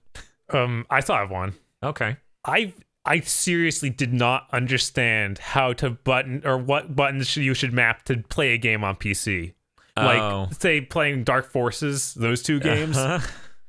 What did you do? What did you do? I reset things to the directional keys to move my character. Yeah. For some reason, it defaulted to having page up and page down make you look up and down, so I used that. It was a mess. I didn't understand that I should use the mouse to look around, so I think I had, like, the WASD was looking in different directions. Okay. Well, a lot of people played the original Doom only keyboard. Yeah, I did that too. Yeah, that was Doom legitimately scared me as a kid. Yeah. Like, I played Duke Nukem as a kid, like 3D, and I didn't understand that some parts of it were supposed to be hot. I just thought it was a weird setting for a game. So I'm in the strip club and like freezing ladies, and I'm like, I don't get this. Why is this in the game? I was pretty young. I feel like everybody had this one, but the eel in Super Mario 64 freaked me out. It never. And I would just never do that level, because you don't have to actually ever go into that level. Yeah, the eel is really freaky. I don't know if it scared me. I know it was cool. It kind of got like, it takes forever to come out of that window if you don't know exactly what to do. It did get me like a jump scare though, but less like I'm terrified of this eel. I also didn't like doing the big small island levels where you're small. Yeah, Little Big Land. Yeah. That was one of my favorites. I think anything when I was a kid anything that would instantly kill you freaked me out. Yeah, that's fair. I know when Mario 64 would glitch. I did a glitch one time that it took all the way until a Pan and Coec 2012 video decades later explained it, that I was like, oh my God, that's what happened. Where I fell slightly off a ledge and then I climbed up the ledge and then Mario just died. Like, nothing hit him, nothing happened. It just, Bowser started laughing, and as Mario stood there, he died. And that was not somebody great. Wrote a creepypasta about that a decade later. Mario drowned. For multiple hours in Mario RPG, I didn't actually understand how to talk to characters. Oh, yeah. I could see that. Or progress. Yeah. Because it was the very first game that I had ever played that had NPCs in it. Yeah. Oh, I didn't know what stats did when I first played Super Mario RPG when it first came out, so I just selected HP every single time for every character. because that was the only stat I understood. I can vaguely remember myself going, it makes me strong because it gives me more hip points. Oh my god. I don't have one for me, but I figured I should round out Bob's. When I met Bob a long time ago, I went over to his house and I played Ocarina of Time on his TV. No. And when his pause menu scrolled to the left, it made a weirdly dull sound, and then when it scrolled to the right, it made the normal sound. And I'm like, Bob, something's wrong with your game. It's like something's wrong with your TV. It's broken. And he's like, no, that's how it sounds when you move left. And I'm like, no, bro, that's not how that's supposed to sound. I look it up. He hasn't set the game for mono. He has it currently set for stereo, and he only plugged in one of the audio cables. So Link in Bob's game went through deaf in one ear, only able to hear one direction. Look, the TV was mono. I thought I'd done everything I needed. So this reminds me how I'm one of like the very small amount of people who got mocked by Metal Gear Solid 1. Because if you have a mono, because I forget which part of it uses stereo. Yeah. But there's a part that uses stereo, and if you have a mono TV, the characters will like lightly mock you in codec. Like Colonel Campbell yells, "It's okay, Snake. People won't judge you just because you have a mono TV." Yes. That's really good. Okay, next question. This is from Third Energy. Hey there, Wrinkle Lords. When it comes to game criticism or even just media criticism in general, are there any types of criticism / praises / defenses that get under your skin when you read / hear them? If so, what are some examples you can think of? Ludonarrative. Statues. Yeah, what Phil said. And also, I feel anytime that a person uses a crutch to make their argument without actually explaining why they think something is, like say a video essay that says Death Note on Netflix has good cinematography when that film is pretty shittily shot most of the way through. It's still getting to you. It's been like 5 days. Anytime anyone rolls out the word cinematography because they liked a movie, or anytime that someone doesn't like Sonic so they say it's dated, that kills the shit out of me. I would much rather have someone explain why they think a thing. Like, if you think the cinematography is good, break down why. That sort of thing. Dated is one I hate because it's like this old game didn't age well, and it's like a game that's stunningly modern. Yep. For when it came out. Yeah, no, that's always fun. Resident Evil 4 is so dated. Not innovative enough. I still have flashbacks to when I think it was IGN basically knocked 3 points off an Atelier game for being anime. Like the review was literally, "You play as an anime girl and I don't like that. 4 out of 10. Jesus. Okay. My last one before I let other people say words. I really hate it when the dearth of content is more important than the quality of content. I always hate that in reviews. I always hate when replayability is completely ignored. And I also really hate when visceral is considered a good adjective to use outside of horrifying situations.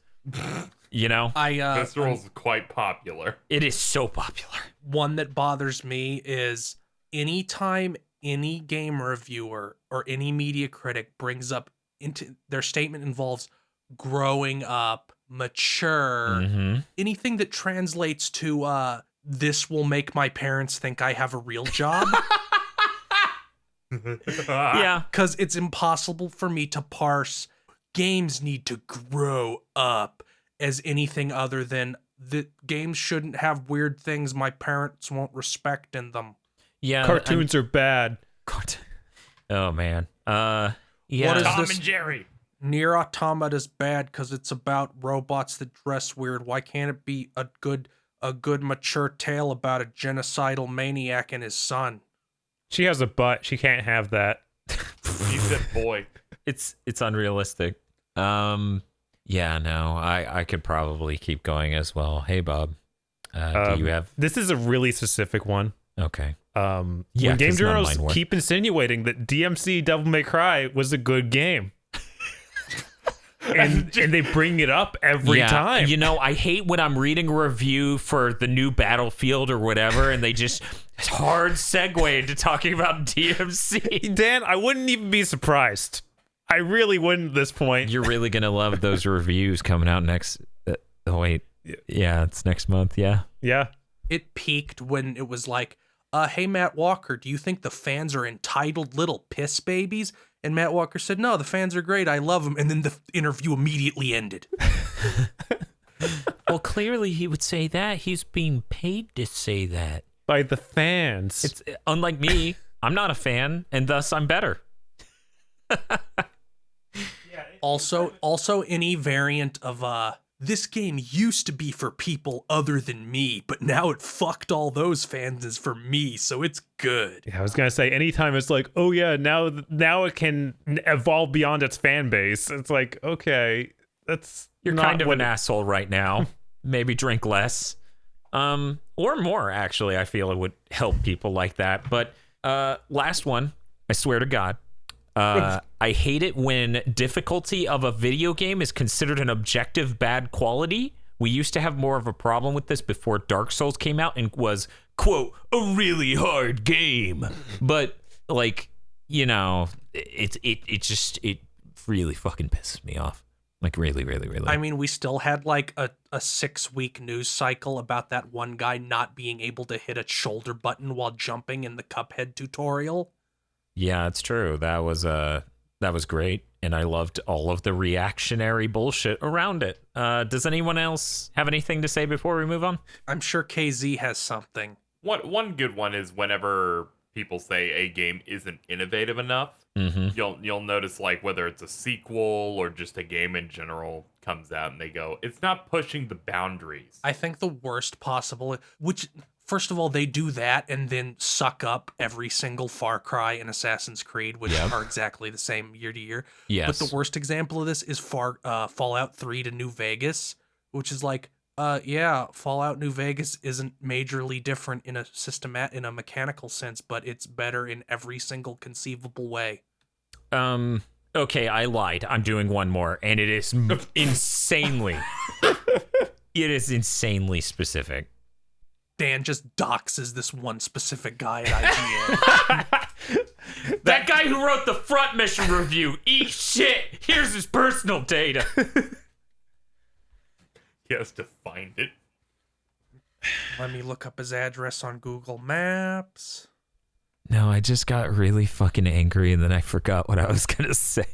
Here's the path he follows to work. I'm blanking. Okay, never mind.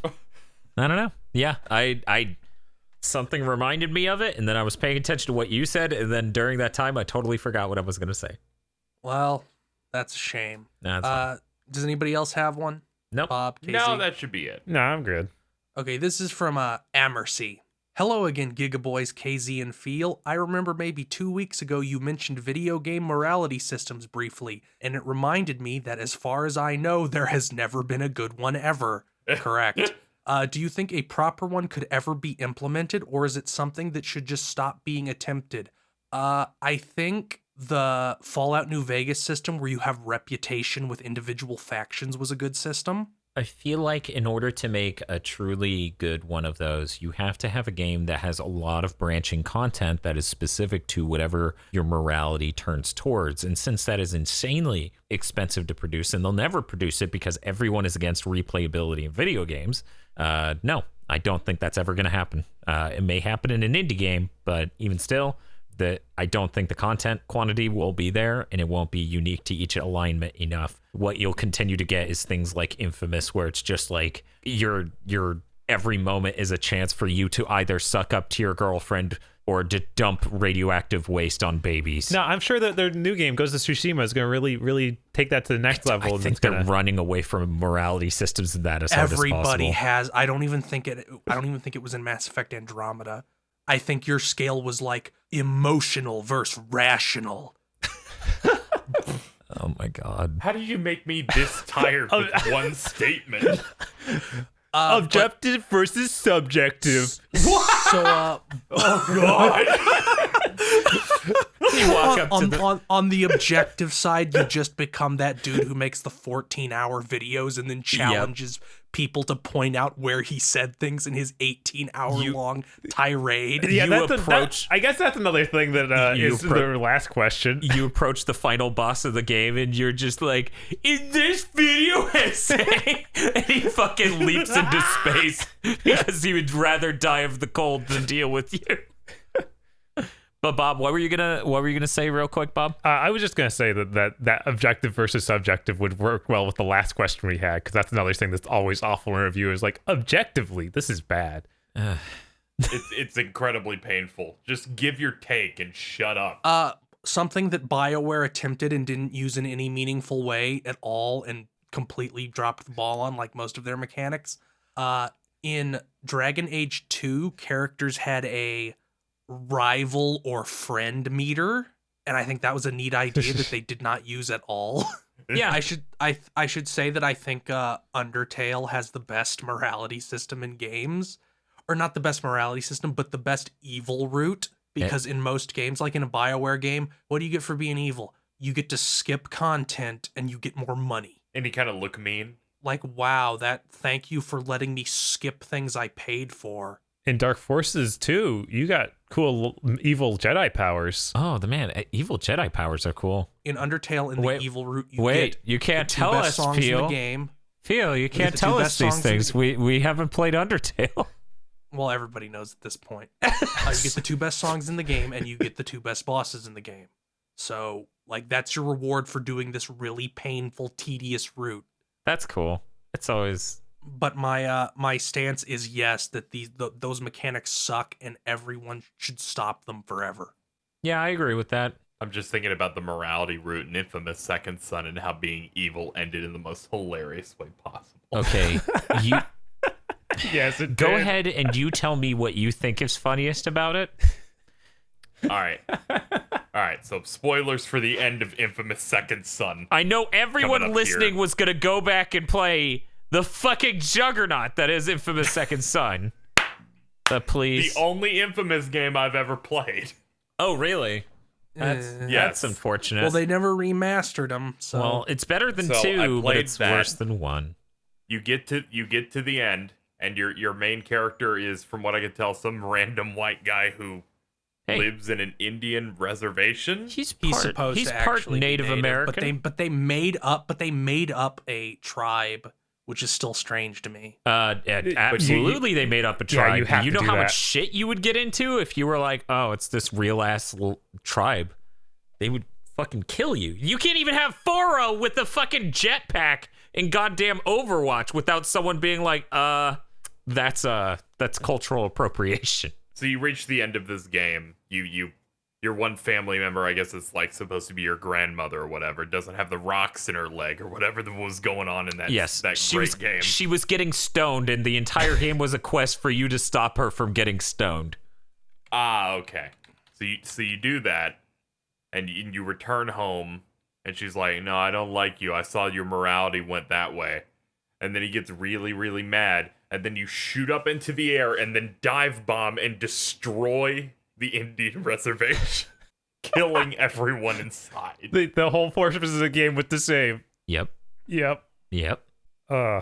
And there are some story beats that actually make more sense on the bad guy side than the good guy side, where your brother and the way he reacts to you makes more sense when you're actually being evil instead of when you're being a nice goody two-shoes who's trying to get this chick off of the drugs and trying to help this nerd and all this other shit. And your brother's just like, this is ridiculous. Go home. What are you doing with your life? Blah, blah, blah.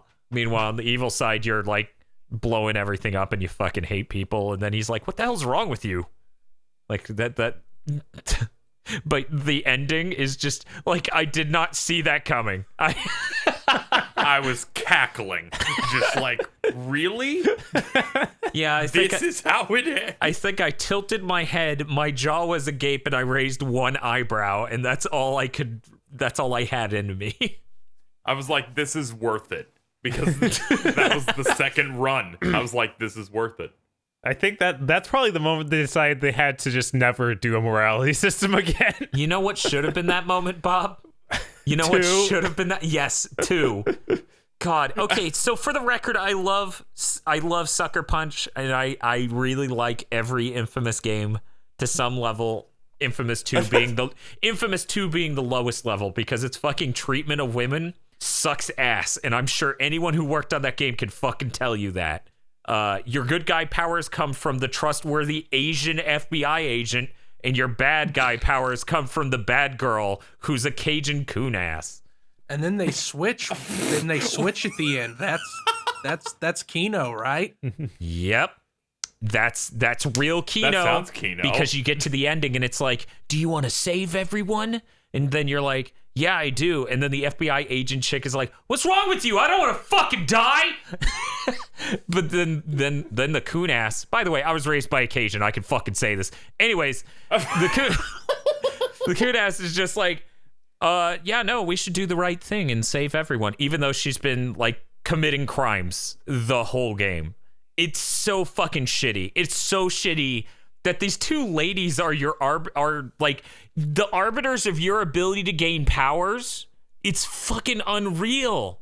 It's do they shrink them and put them like over your shoulders? No, they don't do anything that funny. They should have done that. Like that one scene in Pirates. Man, Infamous's 2 handling of women is on Pirates 3 scale. Anyway, let's move on to the next question. Does Cole get really rapey and dies? He Yes. probably should have. What? Cole McGrath, played by Chow Yun Fat. Okay, maybe I need to play these games. This is from Tectonic Improv. Hey guys, great podcast so far. This week I have a slightly controversial question. What is the Western equivalent to Inti Creates? His incorrect assessment is that it's Way Forward, and then he goes on to defend that assessment. But I would say it is not Way Forward, because Way Forward games are good and don't have lots of pointless mechanics. Mm-hmm.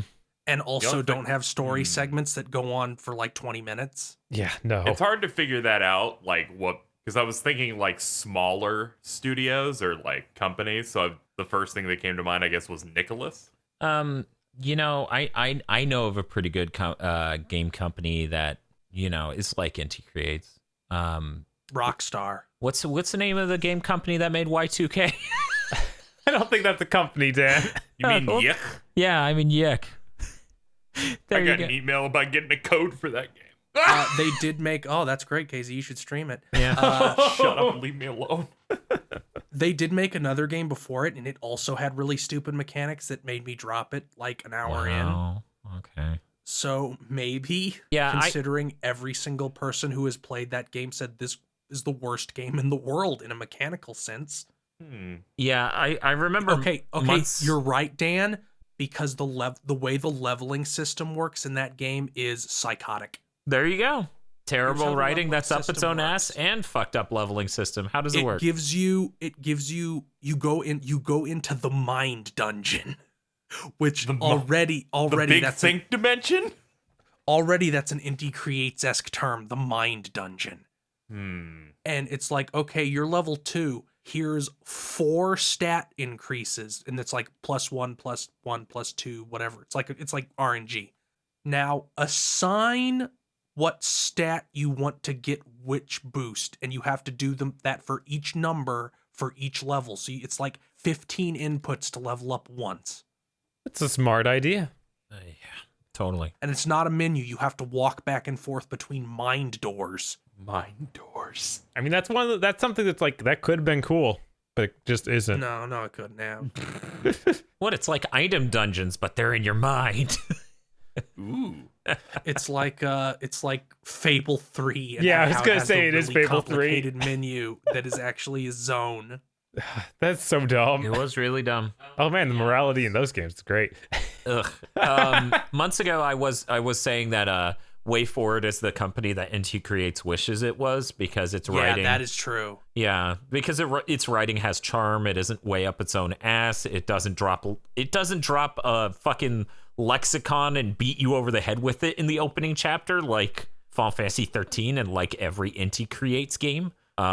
There's no try-hard energy coming off of WayForward games. Like, it's all pretty casual. It seems... And they can release on platforms. How do you mean? Like, they can release video games on PS4, Xbox One, PC, Nintendo, and they all run. What are you saying about Inti Creates here? I'm saying maybe they don't have that such track record. Also, WayForward has made sequels to established franchises that felt fresh and new, but still distinctly that franchise and not like weird shadows of itself. Yeah. Like, Contra 4 is great. Yeah, Contra 4 is great. Blaster Master Zero literally feels like the first game. Double Dragon Neon, great. Yeah, okay, so I find that a lot of people disagree with that statement. A lot of people don't like Double Dragon Neon. And that's really bizarre to me because I thought the art was really good. The ideas they had for building mechanics on that game were really interesting, and it was fun the whole way through. I don't know why that game gets that much hate. Yeah, I've never been able to figure it out. And it even has a great song. Yeah, it has multiple great songs. The level 2 song soundtrack is great. The level 2 song is so fucking strong that by popular demand of most of the people going to my New Year's thing, it's on our New Year's playlist. Like, it's a really it has a distinct reference to Mega Man.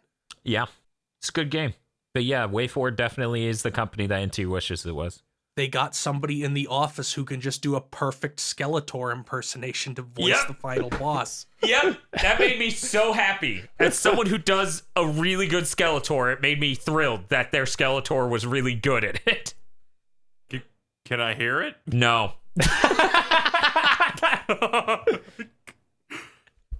This ain't a bit. I said no. Move on. Anybody else have any suggestions for Western Inti Creates? I'm just sad now. I can't think of anything else.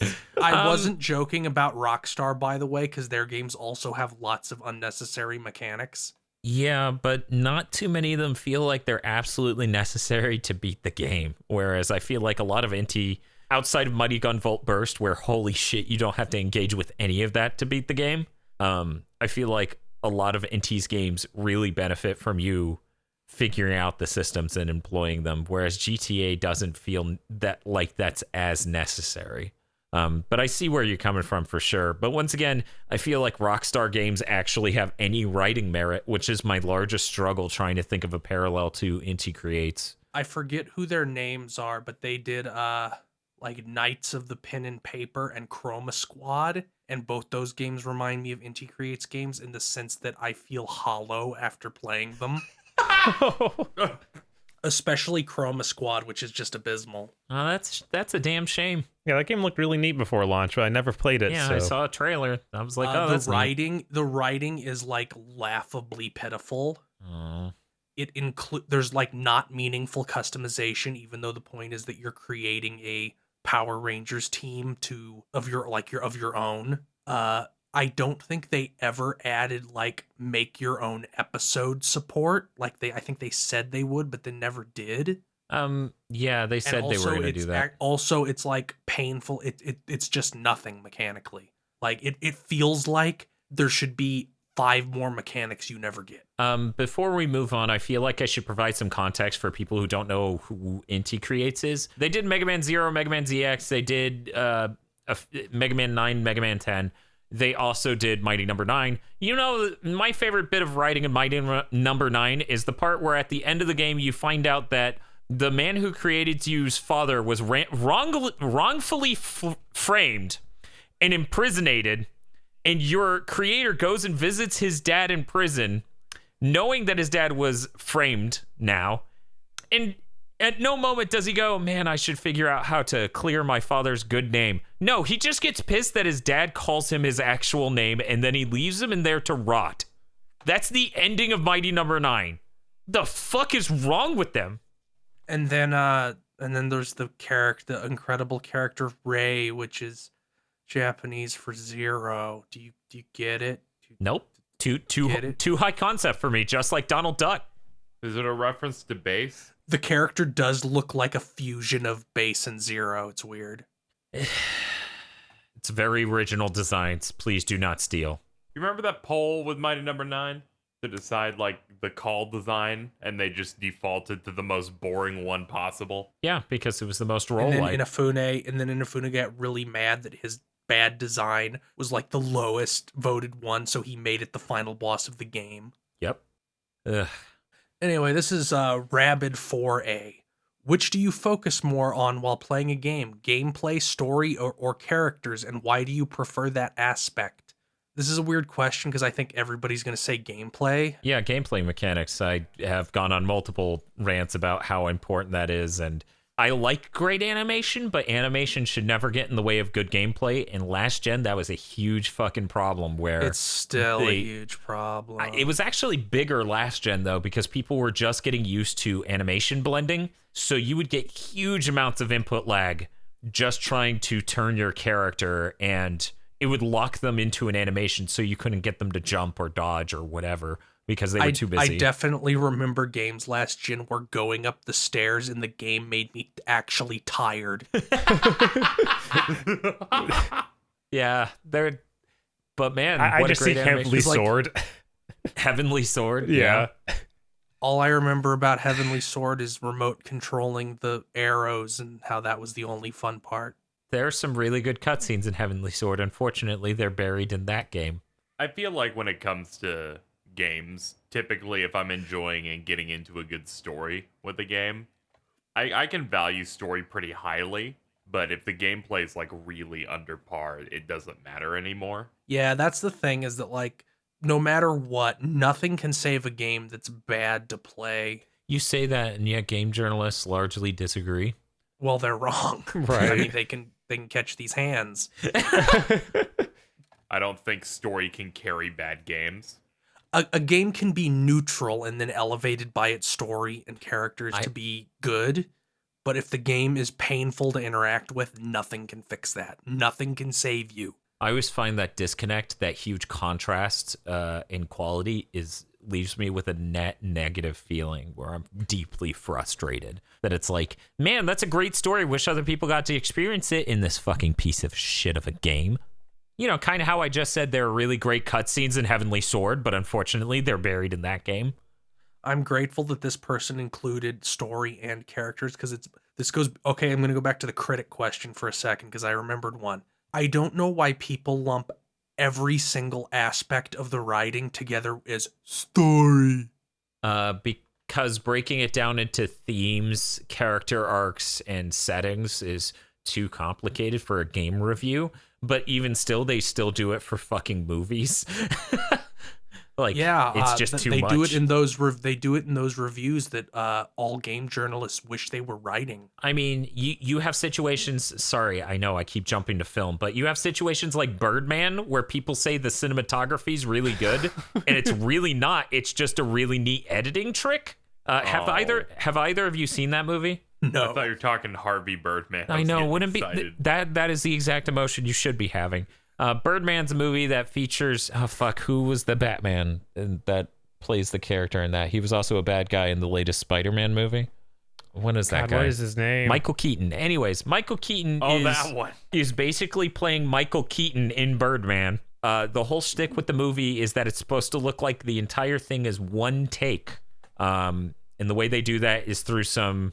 You know, in video games, when you crawl into the crack to just barely crawl through, and it's like, hey, there are no loading screens. It's that. Yeah. It's the cinematography version of that, where the camera will go down a hallway where nothing is happening, so that way it can come out on the other end into another scene that is happening. How many obvious closed door shots there were is amazing. Yeah, we're talking like the camera gets way too close to a closed door and then it opens, so that way that's a transition point, and that's the entire movie. And it's a neat trick. It's a really obvious on the beating you over the head sort of trick. And also I get frustrated when I hear like the cinematography is good, and it's like, no, most of that movie feels like it's literally on a drone or a crane arm.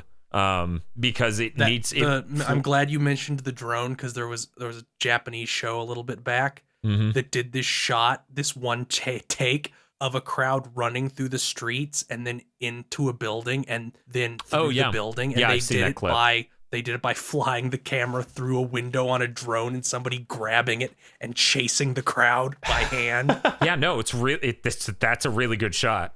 But see, that's the thing. Imagine that shot was an entire fucking film. You know how tired of it you are by halfway through? And also, if that shot was fake. Oh, it's like God of War 2018, and that was the greatest choice ever made in the history of video games, according to critics. One shot. There's no broken shots ever, even though there's points where Kratos gets knocked out, so it gets broken. Do you guys know that film that featured oh my god, what? I need to sleep more. My brain's not working. What's the name of the guy from Titanic? Leonardo DiCaprio. Leonardo. So it featured DiCaprio in the winter wilderness, and he had to eat meat, even though Leonardo DiCaprio is a vegetarian or vegan. What was the name of that? Was it a cowboy movie? God, no. It was that one where he fought a bear and he had to he survived being mauled by the bear. The Revenant. So The Revenant was the next film by the guy who directed Birdman. And that's why that film also got a ton of awards and stuff, because Birdman got a ton of awards based on how artistic it was. Yeah, anyway, frustrating. So anyway, gameplay is obviously most important, but fun characters can save a bad story much more than the story can save boring characters, because the characters kind of make most of the story. Yeah, I agree with that, and I guess this also goes in the other category about this is like why, what this frustrates is why people you. really like Mass Effect 2, even though Mass Effect 2's story is terrible. Right. The characters are much better written than in Mass Effect 1. Well, what I was going to say is that it really frustrates me when people go, I didn't like that movie because the people in it are unlikable. Like, that frustrates me to no end, and it's like, you can have a movie or a game or whatever about people you don't morally or however relate to or align with, and that can be interesting as a story and also broaden your perspective on life. It's really frustrating that people need that level for it to work for them. So that's another thing about reviews that annoy the piss out of me. So this isn't reviews, but you talking about that just reminds me of something I see a lot on the internet, which is some dickhead going, I'm the smartest man alive. My story's different from other stories because nothing happens in it, and that makes me clever. Lost in Translation did gangbusters. You know how this, what if in this setting where things normally happen, nothing happened? Oh yeah. Aren't I clever? Hilarious. Very innovative. I'm more distracted by how good Feel's mocking voice is. Yeah, no, he's really good at that. He's really good I at really love that bit. doing the most smug. I clearly tell this person's you can clearly tell I think this person's a dumb asshole just from how I sound. He's pretty good at that. Okay, and that's going to do it for this week's questions. A big thing to mention, but before we go, we need to figure out what everyone's doing next. Hey, KZ, what you doing? What you up to? What can people expect from you? He got a free code for Yick, so he's going to be streaming that, aren't you, KZ? No, I'm not. I think it would... if this comes out on time, I will have been doing a Friday night Smash Brothers Ultimate stream, as we usually do that. Yeah. Continuing the Kingdom Hearts 3 Let's Play stuff. There will be a supercut of whatever Smash stuff we do this weekend, and I think that's about it for now. And I am fearing the moment when on this podcast I'll be like, yeah, and the bouncer's continuing. Yeah. I look somehow forward 60 to it. episodes. I don't know how this happened. Oh, well, that's because you kept getting trapped in a loop where you got no experience and had to start over. Yep, that would be how that would happen. No, it'll be you I'm end up getting loving mad it so now. much you will play it through like infinitely. I mean, Here's that's what I what'll do, happen. but- Here's what'll happen, KZ. You'll falter in attention for a second. Your teammate will get the last kill, and then that experience will just disappear into the void forever, and nobody will get it. I fucking hate Dan video games. No, it's okay. We should be giving that game a chance on our channel sometime soon. I just got to see if I still own it or need to go buy it. And also, you have to play it 18 times because that's how many characters there are. What? Feel, what do you got going on? Nothing. I'm just gonna. That sounds good, man. That sounds real good. All he has going on is these podcasts and my stream. Well, as it turns Except out, I probably won't be on them unless you do more over the weekend because I'm gotta hang out I'll with Cookie probably Pockets do tomorrow. some over the Cookie Pockets. Yeah, that's what I'm calling. Cookie Pockets. That's the I don't know how else to refer to my best friend because he's in town tomorrow, so I just call him Cookie Pockets. Yeah, that works. Because he has more than once just pulled cookies out of his pocket while we were doing something. Hey, Bob, thank you for not pulling cookies out of your pockets. I would hate to have to say that my best friend was best identified as Cookie Pockets. Okay, yeah. You want any cookies? Bob, where do you keep? They're oatmeal raisins. But yeah, I'll probably be doing some streams over the weekend, so Phil can join me and Wonder Bread Senpai. Yeah, and also we have part 2 of the Kingdom Hearts 3 spoiler cast coming out next week, so both you and Phil, of course, are a part of that. Gooey. What have we got going on, Bob? We got a retro game roulette on this Friday that this may be up in time for. Yeah, like Infogrames. They're alive. Sure. And honestly, everything else is a bit hazy because I'm trying to catch up on a certain podcast end of our format so that way I can more easily do the rest of this. Also, there may be some more stuff for me to do on another side, like a back end side of like we need to go get a thing to build a thing. We might do a quick play of that new Devil May Cry demo. I would assume we're doing a quick play of that. I don't know when that'll happen. It was supposed to happen yesterday, but my body said, "Hey, no, you're sleeping," and I'm like, "Oh fuck." I was paralyzed on the bathroom floor. And to make it worse, my phone was playing the song Paralyzer as I was paralyzed. Oh, that's great. No, that was it the isn't. substitute song on YouTube, like in the audio database back in 2010. I have no idea what that song is. Oh, it goes and it just loops that. I like to make you move because you're standing still. That is a stunning impersonation. Good job.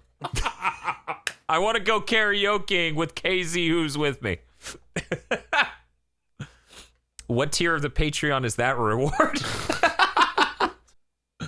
But yeah, I don't. It shouldn't be too high. No, it should be the highest. So that way, only they get the dirt on how bad we are. 3,501.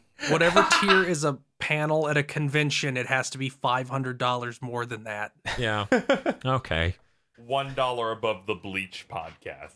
That'll be exciting. Come on, everybody. $3,500. My God. We have to fucking torture ourselves with Bleach. On one hand, I've never seen Bleach, and I'm deeply curious. And on the other hand, it's going to be just like the GT versus Super podcast, where I just am going to open up a whole new dimension of disappointment that I really don't fucking need. Well, there's 2 possible formats, Dan. We could do the merciful version where we skip all the filler episodes. No, that's where the Kino is. They gotta know about the bounce. Yeah, I mean, if you did that for The Naruto, nightmare you wouldn't version. get to see the Cheese Boyga episode.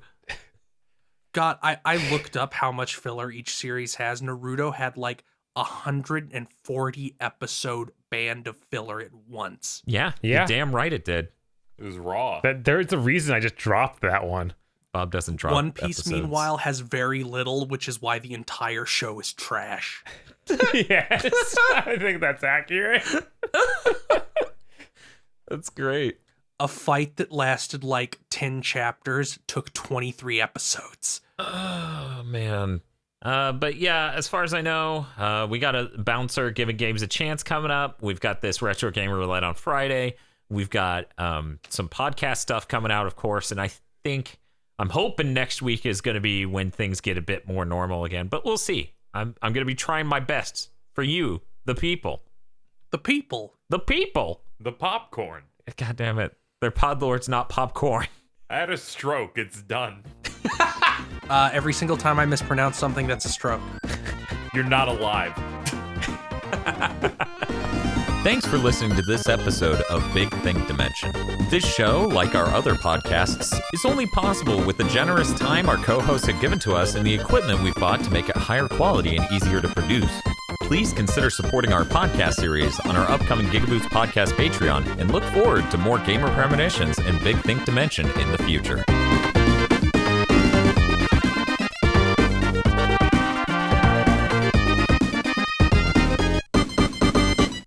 The executive producers for the months of January 2019 are Fitz Povok, Nicholas Cameron, Ely Boyles, Brendan O'Sullivan, Star Falcon, Spaceman Spiff, Danny Richardson, Dwyzart, and Wadonis. Thanks, everybody. And also, these guys, all their names are gone. If you want to help us make more videos, go over to patreon.com/GigaBoots today. This is a really catchy song.